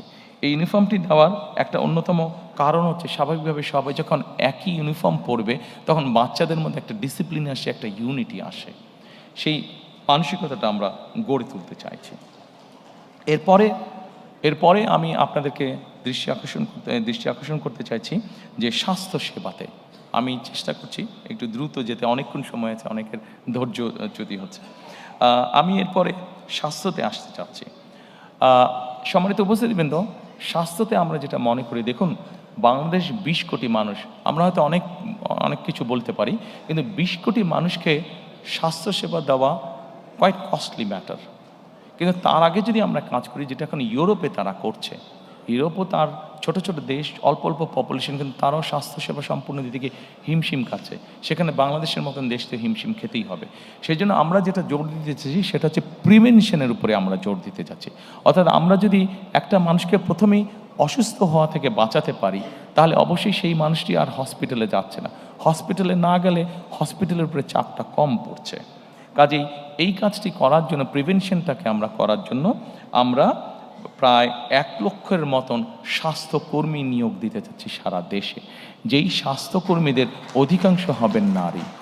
এই স্বাস্থ্যকর্মীরা মানুষের বাসায় বাসায় যাবে, গ্রামে গ্রামে বাসায় বাসায় যাবে, শহরেও বাসায় বাসায় যাবে, গিয়ে তাদেরকে স্বাস্থ্যসেবাটা ঘরে দেবে এবং তাদেরকে অ্যাওয়্যার করবেন যে এটা কাজ না করলে ডায়াবেটিক হবে না, এটা কাজ না করলে হাই প্রেশার বা কার্ডিয়াক প্রবলেম হবে না, এটা কাজ না করলে কিডনি প্রবলেম হবে না। এই ধরনের জিনিসগুলোকে তারা অ্যাওয়্যার করবেন। তার ফলে আমরা চাচ্ছি যে প্রথমেই যদি একজন মানুষকে অসুস্থ হওয়া থেকে বাঁচানো যায়, তাহলে সরকারের যে রিসোর্স আছে সেটার উপর চাপটা কম পড়বে। যেই রিসোর্স আছে সেটা দিয়ে যারা সত্যিকারভাবে অসুস্থ হবেন তাদেরকে কিছুটা হলেও বেটার ট্রিটমেন্ট দেওয়া যায়। আমরা প্রাইভেট পার্টনারশিপ একটি বিষয় চিন্তা করছি। এটা সকল অসুখ বিসুখের ক্ষেত্রে না, এগুলো যেটা প্রাণঘাতী, যেমন ক্যান্সার আছে, যেমন কার্ডিয়াক প্রবলেম আছে, এই ধরনের যেগুলো আছে, বা কিডনি ডায়ালিসিস আছে, এই ধরনের যেগুলো সিরিয়াস অসুখ বিসুখ আছে, সেগুলোর ক্ষেত্রে আমরা প্রাইভেট পার্টনারশিপের কথা চিন্তা করছি। অর্থাৎ আমরা যদি সরকারি হাসপাতালে দেখি যে একটা লম্বা কিউ আছে, সরকারি হাসপাতালে যে ফ্যাসিলিটি দিচ্ছে সেটা সবাইকে দিতে পারছে না, কাজে সেখান থেকে কিছু রুগী নিয়ে একই ফ্যাসিলিটি যেখানে প্রাইভেট হসপিটাল আছে, যেটা স্ট্যান্ডার্ড মেনটেন করতে পারবে, আমরা সেই রুগীটাকে নিয়ে সেখানে ট্রান্সফার করে দিতে যাচ্ছি। সেটার কস্টটা সরকারের পক্ষ থেকে বিয়ার করা হবে। এইভাবে আমরা পাবলিক পার্টনারশিপ তৈরি করতে যাচ্ছি। সিলেক্টেড কিছু অসুস্থতার ক্ষেত্রে সিলেক্টেড কিছু অসুখ যেগুলা লাইফ সেভিং যেগুলা রিস্ক হয়ে যায় মানুষের জন্য, সেই ধরনের অসুখ বিসুখের ক্ষেত্রে আমরা এই কাজটি করতে চাই, জ্বর সর্দি কাশির ক্ষেত্রে নয়।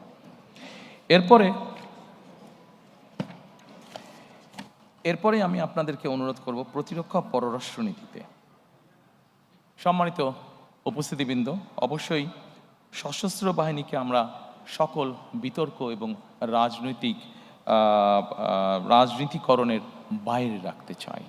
আমরা যদি সত্যিকারভাবে আমাদের একটি শক্তিশালী সশস্ত্র বাহিনী গড়ে তুলতে চাই, তাহলে অবশ্যই আমাদেরকে পেশাদারিত্ব বা প্রফেশনালিজমের উপরে জোর দিতে হবে এবং অবশ্যই তাদেরকে সকল রাজনীতিকরণের বাইরে আমাদেরকে রাখতে হবে।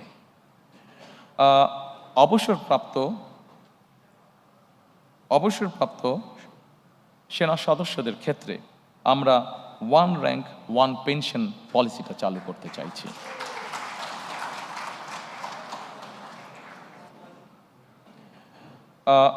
সম্মানিত উপস্থিতিবৃন্দ, ফরেন পলিসির ক্ষেত্রে কথা আছে যে ফরেন পলিসিটা কেমন হবে। আমি এক বাক্যে আপনাদেরকে বলছি, দেখুন, বাংলাদেশে 20 কোটি মানুষ, আমরা এর আগেই বলেছি বহু 4 কোটি বেকার আছে, স্বাস্থ্যর বিষয় আছে, কর্মসংস্থানের বিষয় আছে।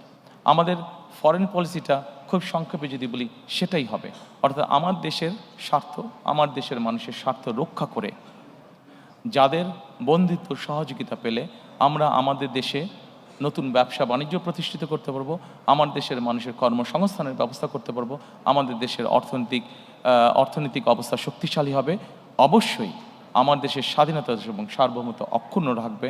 এইটার ভিত্তিতেই আমরা আমাদের পররাষ্ট্রনীতি পরিচালিত করব, অর্থাৎ আমার দেশের মানুষের সমস্যার সমাধান করে আমার দেশের স্বাধীনতা এবং সার্বভৌমত্ব অক্ষুণ্ণ রেখেই আমাদের সাথে যাদের বন্ধুত্ব করা সম্ভব, অবশ্যই আমরা তাদের সাথে বন্ধুত্ব করব।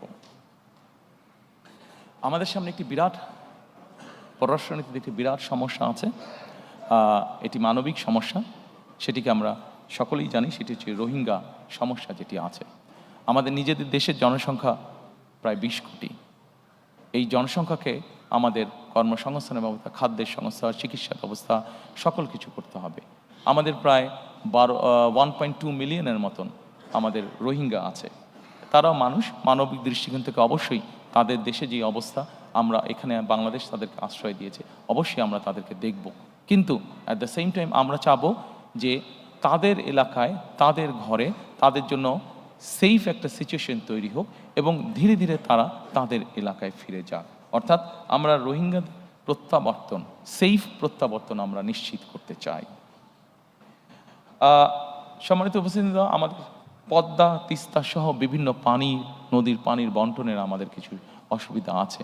আমরা চাই যাদের সাথে আমাদের এই অসুবিধা আছে তাদের সাথে বসে আলোচনা করে আমরা এই সমস্যার সমাধান করতে চাই, যাতে আমার দেশের মানুষ তার পানির ন্যায্য হিসা পেতে পারে। আমরা আমাদের পররাষ্ট্র মন্ত্রণালয়কে মোর অ্যাক্টিভ করার মাধ্যমে আমাদের যে প্রায় 1.5 কোটি প্রবাসী বিদেশে আছেন, তারা যাতে আরও বেটারভাবে ট্রিটেড হন, সেই বিষয়ে আমরা উদ্যোগ গ্রহণ করতে চাই। আমাদের যে বিভিন্ন দূতাবাসগুলো আছে সেগুলোকে মোর মডার্নাইজ এবং মোর অ্যাক্টিভ করার মাধ্যমে।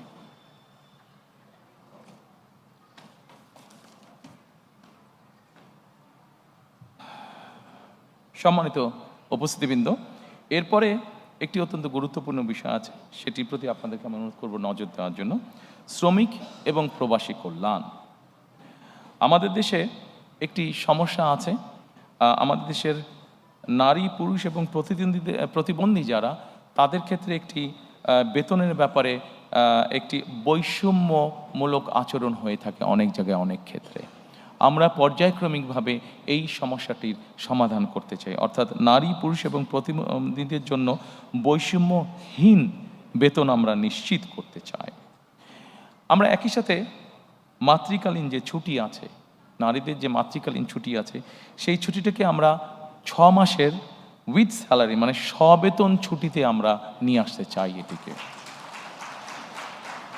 আমরা পর্যায়ক্রমিকভাবে শিশু শ্রম বন্ধ করার পরিবেশ আমরা নিশ্চিত করতে চাই। প্রিয় সহকর্মীবৃন্দ,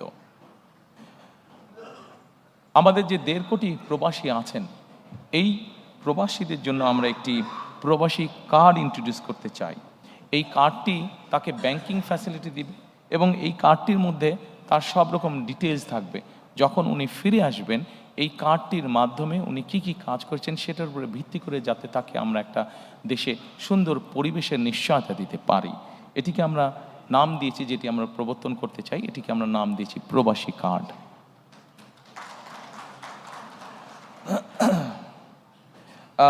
এর বাইরে আমরা প্রবাসীদের জন্য রেমিটেন্স প্রণোদনা দিতে চাই। বৈধ উপায়ে, রাষ্ট্রের যে উপায় আছে সেই উপায় যখন ওনারা টাকা পাঠাবেন সেইটার উপরে আমরা তাদেরকে একটি প্রণোদনা দিতে চাই। একটি সার্টেন অ্যামাউন্টের বেশি হলে অবশ্যই তাদেরকে আমরা সেই প্রণোদনাটা দিতে চাই, যাতে করে তারা দেশে যখন ফিরে আসবেন সেই প্রণোদনার পয়সাটা দিয়েও যাতে তারা তাদের কোনো একটি কাজে ব্যবহার করতে পারেন। সম্মানিত উপস্থিতিবৃন্দ, এরপরে আমি আপনাদেরকে আমাদের এইটার বৈষম্যহীন আর্থসামাজিক উন্নয়নের টেকসই রাষ্ট্রীয় সক্ষমতার লাস্ট যেই আমাদের প্যারাটা আছে সেখানে আমি আপনাদের দৃষ্টি আকর্ষণ করছি। এখানে আছে আমাদের সবুজ বিপ্লব। এই সবুজ বিপ্লবের মধ্যে আমি আগেই বলেছি 5 বছরে আমরা 25 কোটি বৃক্ষ করতে চাই, বৃক্ষরোপণ আমরা করতে চাই। একই সাথে 5 বছর 25 কোটি বৃক্ষরোপণ করতে একই সাথে আমরা 2030 সালের মধ্যে শতকরা 20% বিদ্যুৎ আমরা নবায়নযোগ্য অর্থাৎ সোলার বলতে যেটা হয় সোলার পাওয়ার থেকে আমরা উৎপাদন করতে চাই। একটি গুরুত্বপূর্ণ কাজ আছে যেখান থেকে আমরা একটি বৈদেশিক মুদ্রা অর্জন করতে পারি।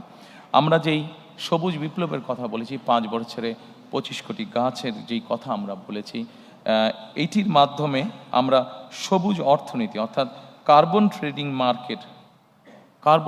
মার্কেট আমরা গঠন করতে চাই।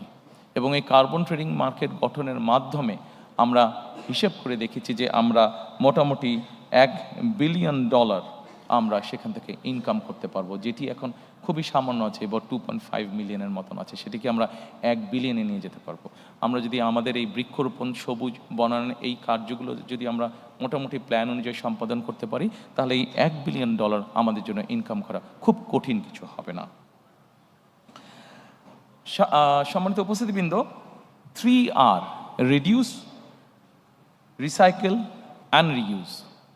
আমরা প্লাস্টিক এবং এই জাতীয় জিনিসের ক্ষেত্রে এই 3R এর উপরে আমরা গুরুত্ব আরোপ করতে চাই। আমাদের পরিবেশকে যদি আমাদের রক্ষা করতে হয়, আমাদের পরিবেশকে যদি আমাদের বসবাস উপযোগী করে রাখতে হয়, তাহলে এই 3Rকে আমরা যে কোনোভাবে বাস্তবায়ন করতে চাই। আমি শিওর এই ঘরে যারা উপস্থিত আছেন সবাই আমাদেরকে এই ব্যাপারে সহযোগিতা করবেন। এরপরে আমি আপনাদেরকে নিয়ে যেতে চাই আমাদের 3rd চ্যাপ্টারে, সেটা হচ্ছে ভঙ্গুর অর্থনীতির পুনর্গঠন ও পুনরুদ্ধার। আমরা অনেক কিছু প্ল্যান করলে আমাদের ইকোনমি যদি ঠিক না থাকে আমরা কোনো কিছুই বাস্তবায়ন করতে সক্ষম হব না। সম্মানিত উপস্থিতিবৃন্দ, আমরা এই ভঙ্গুর অর্থনীতির পুনর্গঠন ও পুনরুদ্ধারে আমরা কয়েকটি সেক্টর করেছি। অর্থনীতির গণতন্ত্রায়ন, বিনিয়োগ ও আর্থিক প্রতিষ্ঠানের সংস্কার, শিল্প খাত ও সৃজনশীল অর্থনীতির উন্নয়ন, সেবা খাত, বিদ্যুৎ জ্বালানি, পরিবহন খাত, আইসিটি, রাজস্ব আয় ও ব্যয় ব্যবস্থাপনা। আমরা অর্থনৈতিক গণতন্ত্রায়ন, প্রথমেই যেটা বলেছি, অর্থনৈতিক গণতন্ত্রায়ন অথবা অর্থনৈতিক অলিগার যে কাঠামো ছিল সেটিকে আমরা ভাঙতে চাই। অর্থনৈতিক গণতন্ত্রায়নটা কি? অর্থনৈতিক গণতন্ত্র হচ্ছে কতিপয় কোনো বিজনেস হাউসের মধ্যে না রেখে বরঞ্চ আমরা গণতন্ত্রটাকে অর্থনীতিকে আমরা ডিস্ট্রিবিউট করতে চাই, যেখানে কম বেশি সকল মানুষের একটি এন্ট্রি থাকবে, সকল মানুষের অধিকার থাকবে গণতন্ত্রতে নিজের কন্ট্রিবিউশনটা করার মতন। অর্থাৎ সকলের অংশগ্রহণমূলক এবং সবার জন্য উন্মুক্ত একটা অর্থনীতি আমরা গড়ে তুলতে চাই। সম্মানিত উপস্থিতিবৃন্দ, একজন রাজনৈতিক কর্মী হিসাবে আমার যেটি অবজারভেশন, যে কোনো দেশের অর্থনৈতিক বুনিয়াদ তখনই শক্তিশালী হয়, অর্থনৈতিক স্থিতিশীলতা তখনই হয় যখন সেই দেশের মধ্যবিত্ত শ্রেণীটি অনেক বড় আকার ধারণ করে। আমাদের পরিকল্পনা হচ্ছে অর্থনীতির ক্ষেত্রে আমরা বাংলাদেশের মধ্যবিত্ত শ্রেণী বলতে, যেটি কয়েক বছর আগেও প্রায় ধ্বংসপ্রাপ্ত ছিল, সেই মধ্যবিত্ত শ্রেণীটিকে আমরা অর্থনৈতিকভাবে ধীরে ধীরে ধীরে ধীরে শক্তিশালী করে গড়তে তুলতে চাই। আমি আগেই বলেছি, আমাদের অর্থনৈতিক বা যে কোনো পরিকল্পনার মূল অন্যতম লক্ষ্য হচ্ছে কর্মসংস্থান তৈরি করা। যত বেশি সংখ্যক কর্মসংস্থান, যে কোনো বিনিয়োগ বলেন, যে কোনো অর্থনৈতিক কার্যক্রম বলেন, প্রত্যেকটিতে আমাদের লক্ষ্য থাকবে কর্মসংস্থানের তৈরি করা, যত বেশি সংখ্যক কর্মসংস্থান। কারণ আমরা মনে করি যত বেশি সংখ্যক কর্মসংস্থান আমরা তৈরি করতে সক্ষম হব, তত বেশি অর্থনীতি বা ইকোনমি তত বেশি সচল হবে আমাদের। এবং সেই জন্যই আমরা বলেছি যে আমরা 2034 সালের মধ্যে আমরা বাংলাদেশের অর্থনীতিকে $1 ট্রিলিয়ন অর্থনীতিতে নিয়ে যেতে চাই। সম্মানিত উপস্থিতিবৃন্দ, এরপরে আমি আপনাদের দৃষ্টি আকর্ষণ করতে চাই, অনেকগুলো বিষয় আছে এখানে, অনেক লম্বা বিষয়, আমি সংক্ষেপ থাকার চেষ্টা করব। বিনিয়োগ এবং প্রাতিষ্ঠানিক সংস্কার। বিনিয়োগ এবং প্রাতিষ্ঠানিক সংস্কারে এফডিআই ক্যাপ্টেন আমরা নিয়োগ করতে চাই, অর্থাৎ ফরেন ইনভেস্টমেন্ট যারা আসবে, এই ফরেন ইনভেস্টমেন্ট যারা আসবে তাদেরকে বিভিন্ন সময় বিভিন্ন বিড়ম্বনা ভোগ করতে হয়। আমরা যেটা করতে চাই সেটা হচ্ছে আমরা একজন ক্যাপ্টেনকে নিয়োগ করতে চাই, যার দায়িত্ব হবে যে বিদেশি বিনিয়োগটা আসবে তার যাবতীয় যত কাগজপত্র, যত কিছু ফর্মালিটিস আছে, সেই ক্যাপ্টেন তার হয়ে সকল কাজগুলো সম্পন্ন করবে। তারা সকল কাজগুলো সম্পন্ন করবে যাতে সেই বিদেশি বিনিয়োগকারী হতাশ হয়ে ফিরে যেতে না হয় তাদেরকে। আমরা একটি পলিসি গ্রহণ করতে চাই অর্থনীতির ক্ষেত্রে। সম্মানিত উপস্থিতি, আপনাদের সকলেরই ধারণা আছে, বিনিয়োগ বা অর্থনীতি এমন একটি বিষয়, আমরা যদি এটি ব্যাপারে যে কোনো পলিসি নিয়ে এবং হুট করে যদি 7 দিন পর পর পলিসি চেঞ্জ করতে চাই, তাহলে অর্থনীতি কোনোভাবেই শুভ ফল দেখতে পাবে না। এবং সেই জন্যই আমরা সিদ্ধান্ত গ্রহণ করেছি যে অর্থনীতির ক্ষেত্রে আমরা কোনো আকস্মিক কোনো পলিসি পরিবর্তন করতে চাই না। আমরা চিন্তা ভাবনা করে পলিসি গ্রহণ করব, এবং আমরা চিন্তা ভাবনা করে যেই পলিসি গ্রহণ করব সেটিতে আমরা স্টিক করতে চাই। হুট করে আমরা কোনো পলিসির পরিবর্তন করতে চাই না, যা আমরা অতীতে দেখেছি, যাতে করে আমাদের বিনিয়োগ, আমাদের ব্যবসায়ীরা ক্ষতিগ্রস্ত না হন। আমরা লাইসেন্সিং প্রক্রিয়াকে সহজকরণ করে ফেলতে চাই। লাইসেন্সিং প্রক্রিয়া সহজকরণ করলে আমাদের ব্যবসায়ীরা উৎসাহিত হবেন, বিদেশি বিনিয়োগকারীরা উৎসাহিত হবেন। অনেক সময় আমরা দেখেছি লাইসেন্সিং প্রক্রিয়া বর্তমানে অনেক কঠিন, জটিল থাকার কারণে অনেক বিনিয়োগকারী, সেটি দেশি হোক বিদেশি হোক, তারা হতাশ হয়ে অনেক ক্ষেত্রেই ফিরে যান। সেটিকে আমরা ইজি করে আনতে চাই। সম্মানিত উপস্থিতিবৃন্দ, এই মুহূর্তে যদি আমরা চিন্তা করি আমাদের সবচেয়ে বড় রেমিটেন্সের উপায় কোনটা, আমাদের সবচেয়ে বড় রেমিটেন্সের উপায় হচ্ছে গার্মেন্টস।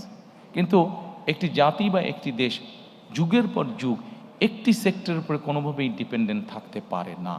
এবং সেই জন্যই আমরা মনে করি যে আমাদেরকে আরও সেক্টর বের করতে হবে, এবং যেই সেক্টরগুলো রফতানিমূলক সেক্টর হিসেবে বিবেচিত হবে।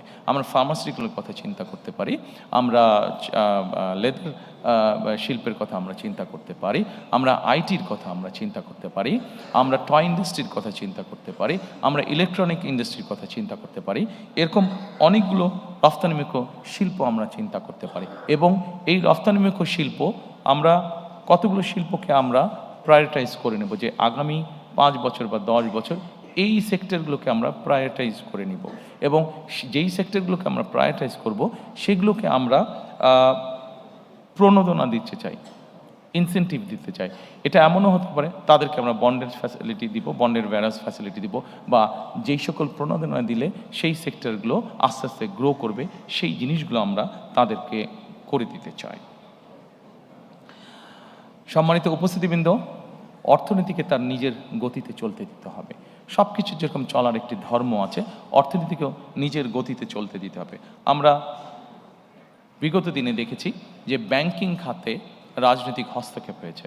আমরা দৃঢ়ভাবে বিশ্বাস করি যে ব্যাংকিং খাতকে যে কোনোভাবে হোক রাজনৈতিক হস্তক্ষেপের মুক্ত করে দিতে হবে, এবং এটাকে প্রফেশনালি আমাদেরকে চালাতে হবে। কারণ আমরা যদি ব্যাংকিং খাতকে রাজনৈতিকভাবে হস্তক্ষেপ করি তাহলে এটির অশুভ প্রভাব অর্থনীতির উপরে পড়বে, যেটি আমাদের কারো জন্য কাঙ্ক্ষিত নয়।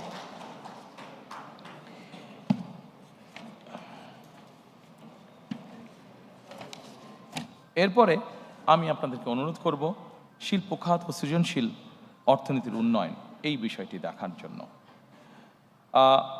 এর মধ্যেই আমি আপনাদের কাছে বলেছি যে আমরা নতুন নতুন শিল্প গঠনের আমরা চেষ্টা করব। এর মধ্যে একটি বিষয় আছে, বিশেষ করে ক্ষুদ্র ও কুটির মাঝারি শিল্প যেটা আছে, এগুলোকে আমরা টার্গেটেড সাপোর্ট আমরা দিতে চাই। এগুলোকে আমরা টার্গেটেড সাপোর্ট দিতে চাই, যে এসএমই আছে, ক্ষুদ্র এবং কুটির শিল্প যেগুলো আছে। আমরা এর আগে দেখেছি, বিগত সময়ে আমরা দেখেছি অনেক বিনিয়োগ হয়েছে, কিন্তু কর্মসংস্থানের ব্যবস্থা হয়নি। আমরা 100 মিলিয়ন দিয়ে একটা ফ্যাক্টরি যদি করি, কিন্তু ওটাতে যত না মানুষ কর্মসংস্থানের ব্যবস্থা হবে, আমরা যদি 10 মিলিয়ন দিয়ে বা 1 মিলিয়ন দিয়ে কোনো ফ্যাক্টরি করি, আমরা দেখেছি যে সেখানে অধিক কর্মসংস্থানের ব্যবস্থা হয়ে থাকে। সেজন্যই আমরা আভ্যন্তরীণ শিল্পভিত্তিকে শক্তিশালী করা এবং শিল্প খাতের বহুমুখীকরণের লক্ষ্যে আমাদের সরকার বিভিন্ন ধরনের প্রণোদনা প্রদানের পরিকল্পনা আমরা গ্রহণ করেছি। বিশেষ করে ক্ষুদ্র, কুটির এবং মাঝারি শিল্পে সুনির্দিষ্ট বা টার্গেটেড সাপোর্ট প্রদানের উপরে আমরা বিশেষ গুরুত্ব আরোপ দিতে চাই। এখানে বিভিন্ন রাজনৈতিক কারণে, বিভিন্ন কারণে বাংলাদেশের বহু শিল্প বন্ধ হয়ে গিয়েছে। শিল্প বন্ধ হওয়া মানেই অর্থনীতির গতি থেমে যাওয়া। শিল্প বন্ধ হওয়া মানেই বহু মানুষ বেকার হয়ে যাওয়া। শিল্প বন্ধ হওয়ার মানেই বহু মানুষের সংসার বসে যাওয়া, বহু শিক্ষার্থীর জীবন নষ্ট হয়ে যাওয়া। সেজন্যই আমরা সিদ্ধান্ত গ্রহণ করেছি, যেসব বন্ধ শিল্প আছে প্রত্যেকটির জন্য দরকার হলে আলাদা আলাদাভাবে বসে আমরা পলিসি বের করব, যে ওই শিল্পগুলোকে যাতে আবার চালু করা যায় এবং সেখানে যাতে আবার অর্থনৈতিক কর্মচাঞ্চল্য শুরু হয়, সেখানে যাতে আবার নতুন করে কর্মসংস্থানের ব্যবস্থা হয়। আমি এরপরে যেই লাইনটি আছে, এটা আমি আপনাদের সামনে এর মধ্যে অলরেডি উল্লেখ করেছি, যে রফতানিমুখী শিল্পগুলোকে আমরা বন্ডের ওয়্যারহাউস সুবিধা আমরা দিতে চাই। সম্মানিত উপস্থিতিবৃন্দ, বাংলাদেশে এরকম অনেক অঞ্চল আছে, আমরা যদি ভালো করে লক্ষ্য করে থাকি, বাংলাদেশে এরকম অনেক অঞ্চল আছে, বিভিন্ন অঞ্চলের বিভিন্ন কতগুলো সুবিধা আছে। কাজেই আমরা যদি এই বিষয়গুলোকে স্টাডি করি, তাহলে আমরা এক অঞ্চলের পণ্য দিয়েই আমরা বিভিন্ন এলাকা গড়ে তুলতে পারি। যেমন টাঙ্গাইলে, আমরা যদি টাঙ্গাইলে দেখি, টাঙ্গাইলের বিভিন্ন অঞ্চলে আমরা নামাজ পড়ার সময় যে টুপিটা ব্যবহার করে থাকি, সেই টুপিটা তৈরি হচ্ছে এবং এই টুপি সারা বিশ্বে বিভিন্ন জায়গায় যাচ্ছে। কাজে আমরা যদি ওই শিল্পটাকে ওখানে এনকারেজ করি, যারা করছে তাদেরকে সহযোগিতা করি এবং আরও নতুন যারা করতে চায় তাদেরকে যদি সহযোগিতা করি, তাহলে আরও অধিক সংখ্যক মানুষের যেরকম কর্মসংস্থান হবে, আরও অধিক সংখ্যক এক্সপোর্ট যাবে এবং এক্সপোর্ট যাওয়া মানে আমাদের more number of foreign currency we can earn. সম্মানিত উপস্থিতিবৃন্দ, এরপরে আছে আমাদের দেশের যেই হস্তশিল্প আছে, আমরা খেয়াল করে দেখেছি অধিকাংশ হস্তশিল্প বা ক্রিয়েটিভ ইন্ডাস্ট্রিতে আমরা খেয়াল করে দেখেছি যে আমাদের নারী শ্রমিকরা কাজ করে থাকেন। আমরা এই সেক্টরটিকে উৎসাহিত করতে চাই, বিভিন্ন রকম সাহায্য সহযোগিতায় উৎসাহিত করতে চাই। এটিকে উৎসাহিত করার অন্যতম মূল লক্ষ্য হচ্ছে নারীদেরকে স্বাবলম্বী করা, নারীদেরকে এম্পাওয়ার করা সামাজিকভাবে এবং অর্থনৈতিকভাবে, এবং একই সাথে আমাদের যে ক্রিয়েটিভ ইন্ডাস্ট্রি আছে এটিকে ধীরে ধীরে দেশের সীমানা ছাড়িয়ে এটিকে ধীরে ধীরে বহির্বিশ্বে নিয়ে যাওয়া। এবং দেশি আমাদের অনেকগুলো ব্র্যান্ড আছে, আমি যদি নাম উল্লেখ করে বলি, যেমন কে ক্রাফট নামে একটি ব্র্যান্ড আছে, এরকম অনেকগুলো আছে ব্র্যান্ড। আমরা পৃথিবীর বড় বড় দেশ যেগুলো আছে, আমরা বাংলাদেশের এরকম শিল্প যারা আছে, এই শিল্পগুলোকে যদি আমরা সাপোর্ট দিই, যে তারা পৃথিবীর বড় বড় যেই স্টোরগুলো আছে সেখানে যদি তাদেরকে সাপোর্ট দিই, যে ঠিক আছে আগামী 1 বছর 2 বছর বা 3 বছরের জন্য তোমাদেরকে আমরা ট্যাক্স রিবেট সহ বিভিন্ন সুবিধা দিচ্ছি, তাহলে আমরা আমাদের এই দেশীয় ব্র্যান্ডগুলোকে আন্তর্জাতিক মার্কেটে আমরা একটা বসার বা দাঁড়ানোর মতন একটা সুবিধা আমরা তাদেরকে তৈরি করে দিতে সক্ষম হব।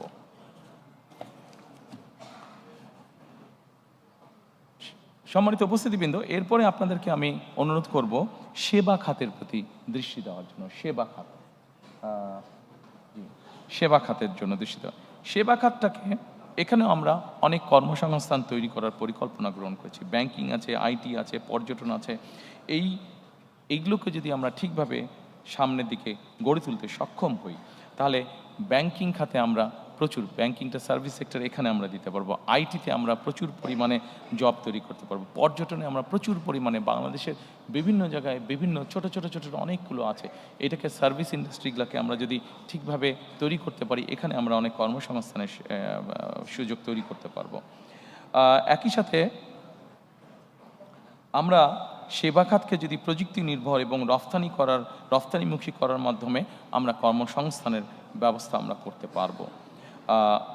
ঠিক একইভাবে আমরা আন্তর্জাতিক সার্টিফিকেশন এবং ব্র্যান্ডিং যেগুলো আছে, যেমন ধরেন ফেসবুক আছে, ইউটিউব আছে, বিভিন্ন আইটি কোম্পানি আছে, এদেরকে যদি আমরা বাংলাদেশে নিয়ে আসতে পারি, তাহলে আমাদের ইয়াং জেনারেশন যারা এই কাজগুলোর সাথে জড়িত, তাদের জন্য তখন কাজ করতেও সুবিধা হবে, তাদের ইনকাম যেরকম বাড়বে, আরও অধিক সংখ্যক মানুষের কাজ করার অপরচুনিটি তখন তৈরি হবে। এরপরে আমি আপনাদেরকে অনুরোধ করব বিদ্যুৎ, জ্বালানি ও পরিবহন খাতটিকে দেখার জন্য। সম্মানিত উপস্থিতিবৃন্দ, বিদ্যুৎ খাতে এখানে অনেক কিছু বলা আছে, বিদ্যুৎ খাতে অনেক পয়েন্ট আছে, আমি এতগুলো পয়েন্টে আলোচনা করব না। আমরা যদি সকলে প্রথমে এক বাক্যে একটা কথা চিন্তা করি, বিদ্যুৎ খাতটি আমরা কিরকম চাই, আপনাদের যে কাউকে যদি আমি প্রশ্ন করি, আপনারা এক বাক্যে একটি উত্তর দিবেন যে আমরা নিরবিচ্ছিন্ন বিদ্যুৎ চাই, তাই তো নাকি? সবার কিন্তু এটাই থাকবে, নিরবিচ্ছিন্ন বিদ্যুৎ চাই আমরা। কাজেই আপনাদের মতন আমিও একজন মানুষ যে যার লক্ষ্য এবং উদ্দেশ্য থাকবে বাংলাদেশে নিরবিচ্ছিন্ন বিদ্যুতের পরিস্থিতি তৈরি করা। এবং নিরবিচ্ছিন্ন বিদ্যুৎ পরিস্থিতি তৈরি করার জন্য কি আমরা চিন্তা ভাবনা করেছি, সম্মানিত উপস্থিতিবৃন্দ, আপনাদের কাছে সেগুলো আছে, আপনাদের বিরক্তি উদ্যোগ করার জন্য আমি আর সেটা লম্বা করছি না। তবে আমরা যেরকম বলেছি, অলরেডি আমি আপনাদের সামনে বলেছি যে 2030-এর মধ্যে আমরা 20% নবায়নযোগ্য বিদ্যুৎ যেরকম আমরা তৈরি করতে চাই। একই সাথে আমরা আমাদের ঢাকা শহরে প্রতিদিন 7,000 টন ময়লা বা আবর্জনা তৈরি হচ্ছে। এইভাবে যদি আমরা চিন্তা করি, বাংলাদেশের সবগুলো বড় শহরই এরকম হচ্ছে। কাজেই আবর্জনাকে, পরিবেশকে রক্ষার জন্য আবর্জনা থেকে কিভাবে বিদ্যুৎ তৈরি করা যায়, আমরা সেই ব্যাপারেও চিন্তা ভাবনা করছি। এবং এতটুকু আপনাদেরকে আমি বলতে পারি, ইনশাল্লাহ 12 তারিখের নির্বাচনে আমরা সরকার গঠনে সক্ষম হলে ইনশাল্লাহ খুবই দ্রুত আমরা আবর্জনা থেকে ইনশাল্লাহ বিদ্যুৎ উৎপাদন করব এই দেশের মানুষের জন্য।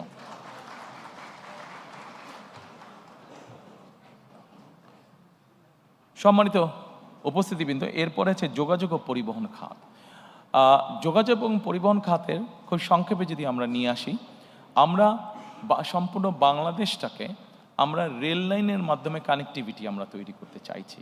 রেল লাইনের মাধ্যমে অবশ্যই রোড আছে, রাস্তাঘাট, হাইওয়ে, মোটরওয়ে, বাস, ট্রাক, এগুলো অবশ্যই আছে, কিন্তু রেলওয়ের মাধ্যমে এই জন্য আমি আপনাদের সামনে কথাটা তুলে ধরলাম যে রেলওয়েকে যদি আমরা ডেভেলপ করতে পারি, তাহলে কিন্তু মানুষের যাতায়াত খরচ, সেটা নিজের যাতায়াত খরচ হোক অথবা পণ্য পরিবহন হোক, সেটি অনেকাংশে কমে আসবে।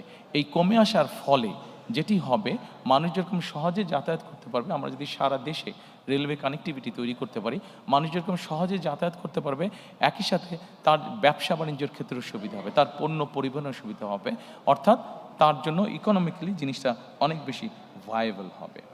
আমাদের দেশের নৌ পরিবহন বা জলপথ যেটা আছে, আনফর্চুনেটলি অনেক খাল বিল বন্ধ হয়ে গেছে। এই ব্যাপারে আপনাদেরকে এর মধ্যে আমি বলেছি যে আমাদের 20,000 কিলোমিটার খাল খননের পরিকল্পনা রয়েছে।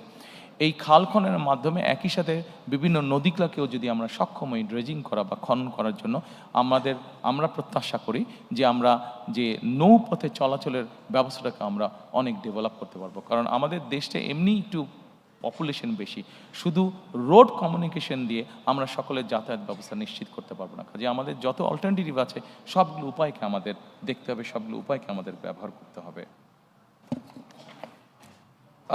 সম্মানিত উপস্থিতিবৃন্দ, এরপরে আপনাদেরকে আমি অনুরোধ করব এই চ্যাপ্টারে আইসিটি, এই ডিপার্টমেন্টে আইসিটি যেই চ্যাপ্টারটি আছে সেটা দেখার জন্য আমি খুব সংক্ষেপেই যাচ্ছি, অনেকক্ষণ সময় নিয়ে নিয়েছি আপনাদের। আইসিটিতে আমরা আমাদের যেই পরিকল্পনা সেটা হচ্ছে সাইবার নিরাপত্তা এবং এআই সহ 5টি খাতে আমরা পরিকল্পনা গ্রহণ করছি 2 লক্ষ, এবং ফ্রিল্যান্সিং ও কন্টেন্ট ক্রিয়েশনে আমরা 8 লক্ষ, অলটুগেদার অ্যাবাউট 10 লক্ষ কর্মসংস্থানের আমরা চিন্তা ভাবনা করছি। আমাদের ইয়াং জেনারেশন, যেমন ধরেন আমাদের ইয়াং জেনারেশন যারা সে কন্টেন্ট ক্রিয়েশনের কাজ করে থাকেন, আপনাদের অনেকেই জানা আছে সাউথ কোরিয়া যে দেশটি, এরা এখানে যারা ইয়াং জেনারেশন আছে এরা কন্টেন্ট ক্রিয়েশনে খুব ভালো করে থাকে, এবং খুব সম্ভবত গত বছর তাদের শুধু কন্টেন্ট ক্রিয়েশন থেকেই তাদের ইনকাম ছিল, দেশের ইনকাম ছিল প্রায় $12 বিলিয়ন। কাজে তারা যদি পারে আমাদের ইয়াং জেনারেশন না পারার কোনো কারণ নেই। আমাদের কিছু পলিসিগত বিষয় আছে, সেই পলিসিগুলোকে আমাদেরকে সঠিকভাবে গ্রহণ করতে হবে। পলিসিগুলো গ্রহণ করার মাধ্যমে আমরা যদি এই ছেলে মেয়েদেরকে ট্রেনিং দিতে পারি, একটু তাদেরকে বিভিন্নভাবে সহযোগিতা করতে পারি, আমরা দৃঢ়ভাবে বিশ্বাস করি যে এখানে 8 লক্ষ আমরা বলেছি, 8 লক্ষের বেশি আমরা তৈরি করতে পারবো এবং প্রচুর পরিমাণ বৈদেশিক মুদ্রা আমরা এখান থেকে অর্জন করতে সক্ষম হব। আমরা সবার জন্য এখানে বলেছি দ্রুত এবং নির্ভরযোগ্য ইন্টারনেট, বিনামূল্যে উচ্চগতির দ্রুত এবং ইন্টারনেট।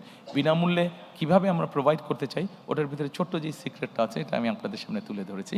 কাজেই এইটিতে আমি আবার রিপিট করলাম না, সময় নষ্ট হবে। সম্মানিত উপস্থিতিবৃন্দ, আমাদেরকে একটি বিষয়ে খুবই সিরিয়াস হতে হবে। এই বিষয়টিতে আমাদের বহু মানুষ কষ্ট পাচ্ছেন, বিশেষ করে নারী সমাজের সদস্যরা, তাদেরকে বিভিন্নভাবে হেনস্থা করা হচ্ছে।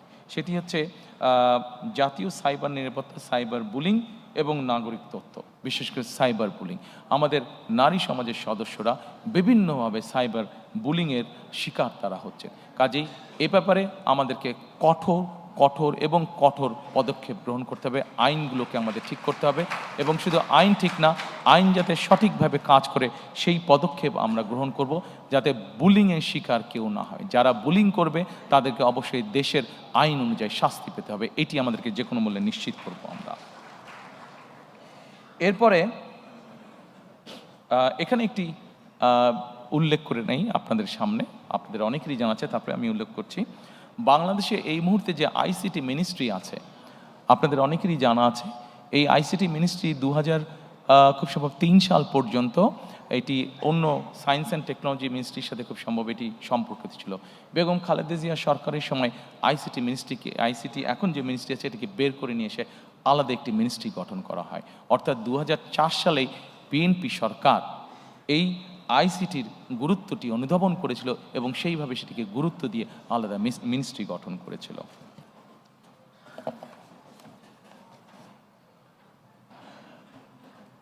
সম্মানিত উপস্থিতিবৃন্দ, এরপরে রাজস্ব আয় ও ব্যবস্থাপনা আছে।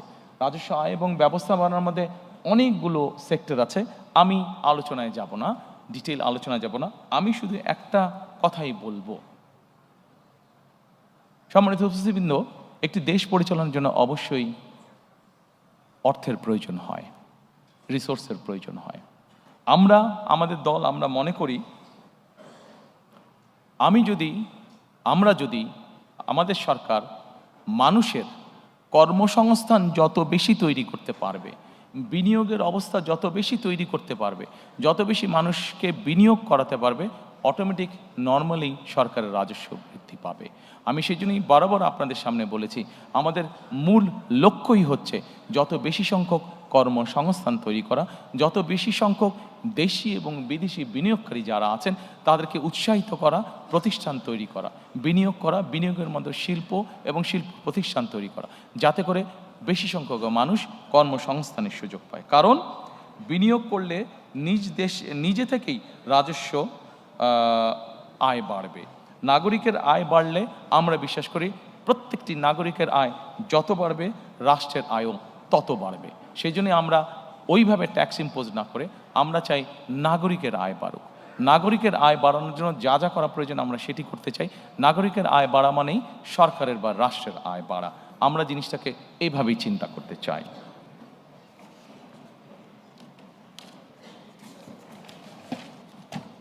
এরপরে সম্মানিত উপস্থিতিবৃন্দ, আপনাদেরকে অঞ্চল ভিত্তিক সুষম উন্নয়নের মধ্যে আমি নিয়ে যেতে চাই। আমি একটু আগেই বলেছি বাংলাদেশের বিভিন্ন এলাকার বিভিন্ন গুরুত্ব রয়েছে। আমরা যদি চট্টগ্রাম দিয়ে শুরু করি, আমরা চট্টগ্রামকে বাণিজ্যিক রাজনৈতিক হিসাবে প্রতিষ্ঠিত করতে চাই। চট্টগ্রামকে আমরা বাণিজ্যিক ক্যাপিটাল হিসাবে, রাজধানী হিসাবে আমরা প্রতিষ্ঠিত করতে চাই। ঠিক একইভাবে সম্মানিত উপস্থিতিবৃন্দ, উত্তর অঞ্চল, আমরা সকলেই জানি যে বাংলাদেশের উত্তর অঞ্চল হচ্ছে একটি কৃষি নির্ভর এলাকা। কাজে এই কৃষি নির্ভর এলাকা যেহেতু, সেই জন্যই আমরা চাই উত্তর অঞ্চলে কৃষি রিলেটেড কি কি ইন্ডাস্ট্রি হতে পারে, সেই ধরনের ইন্ডাস্ট্রি যারা এরই ভিতরে করছেন বা করতে চান সেই মানুষগুলোকে আরও প্যাট্রোনাইজ করা, এনকারেজ করা, যাতে তারা সেই ধরনের কৃষি, সেই ধরনের শিল্প তারা গড়ে তুলতে চান। এরই ভিতরে আমি আপনাদের সামনে তুলে ধরেছি যে বরেন্দ্র অঞ্চল যেটা আছে, বরেন্দ্র প্রজেক্ট যেটা আছে, সেটিকে আমরা পুনরায় চালু করতে চাই। এর বাইরে আমি এর ভিতরেই বলেছি যে আম সংরক্ষণ, যেমন আমাদের প্রচুর আম হয় রাজশাহীতে, প্রচুর আম হয় চাঁপাইনবাবগঞ্জে, এই আমগুলোকে কিভাবে প্রিজার্ভ করা যায়, বা আমগুলোকে যেগুলো আম নষ্ট হয়ে যেতে পারে সেগুলো নষ্ট হবার আগে বাই প্রোডাক্ট কী কী তৈরি করা যেতে পারে, কৃষি সংক্রান্ত আরও যেগুলো বিভিন্ন পণ্য উৎপন্ন হচ্ছে সেগুলোকে কীভাবে বাই প্রোডাক্ট করা যেতে পারে। প্রচুর আমাদের আলুর প্রোডাকশন হয়, আলুর বাই প্রোডাক্ট কী কী হতে পারে সেই ধরনের ইন্ডাস্ট্রিগুলোকে গ্রো করতে সহযোগিতা করা। গ্রো করার মাধ্যমে একদিকে যেরকম ইনভেস্ট হবে, ঠিক একইভাবে প্রচুর কর্মসংস্থানের ব্যবস্থা হবে। এরপরে আমাদের যে হাওড় বাওড় আছে, এরপরে যেটি স্লাইড সেটিতে আমি যাওয়ার অনুরোধ করব।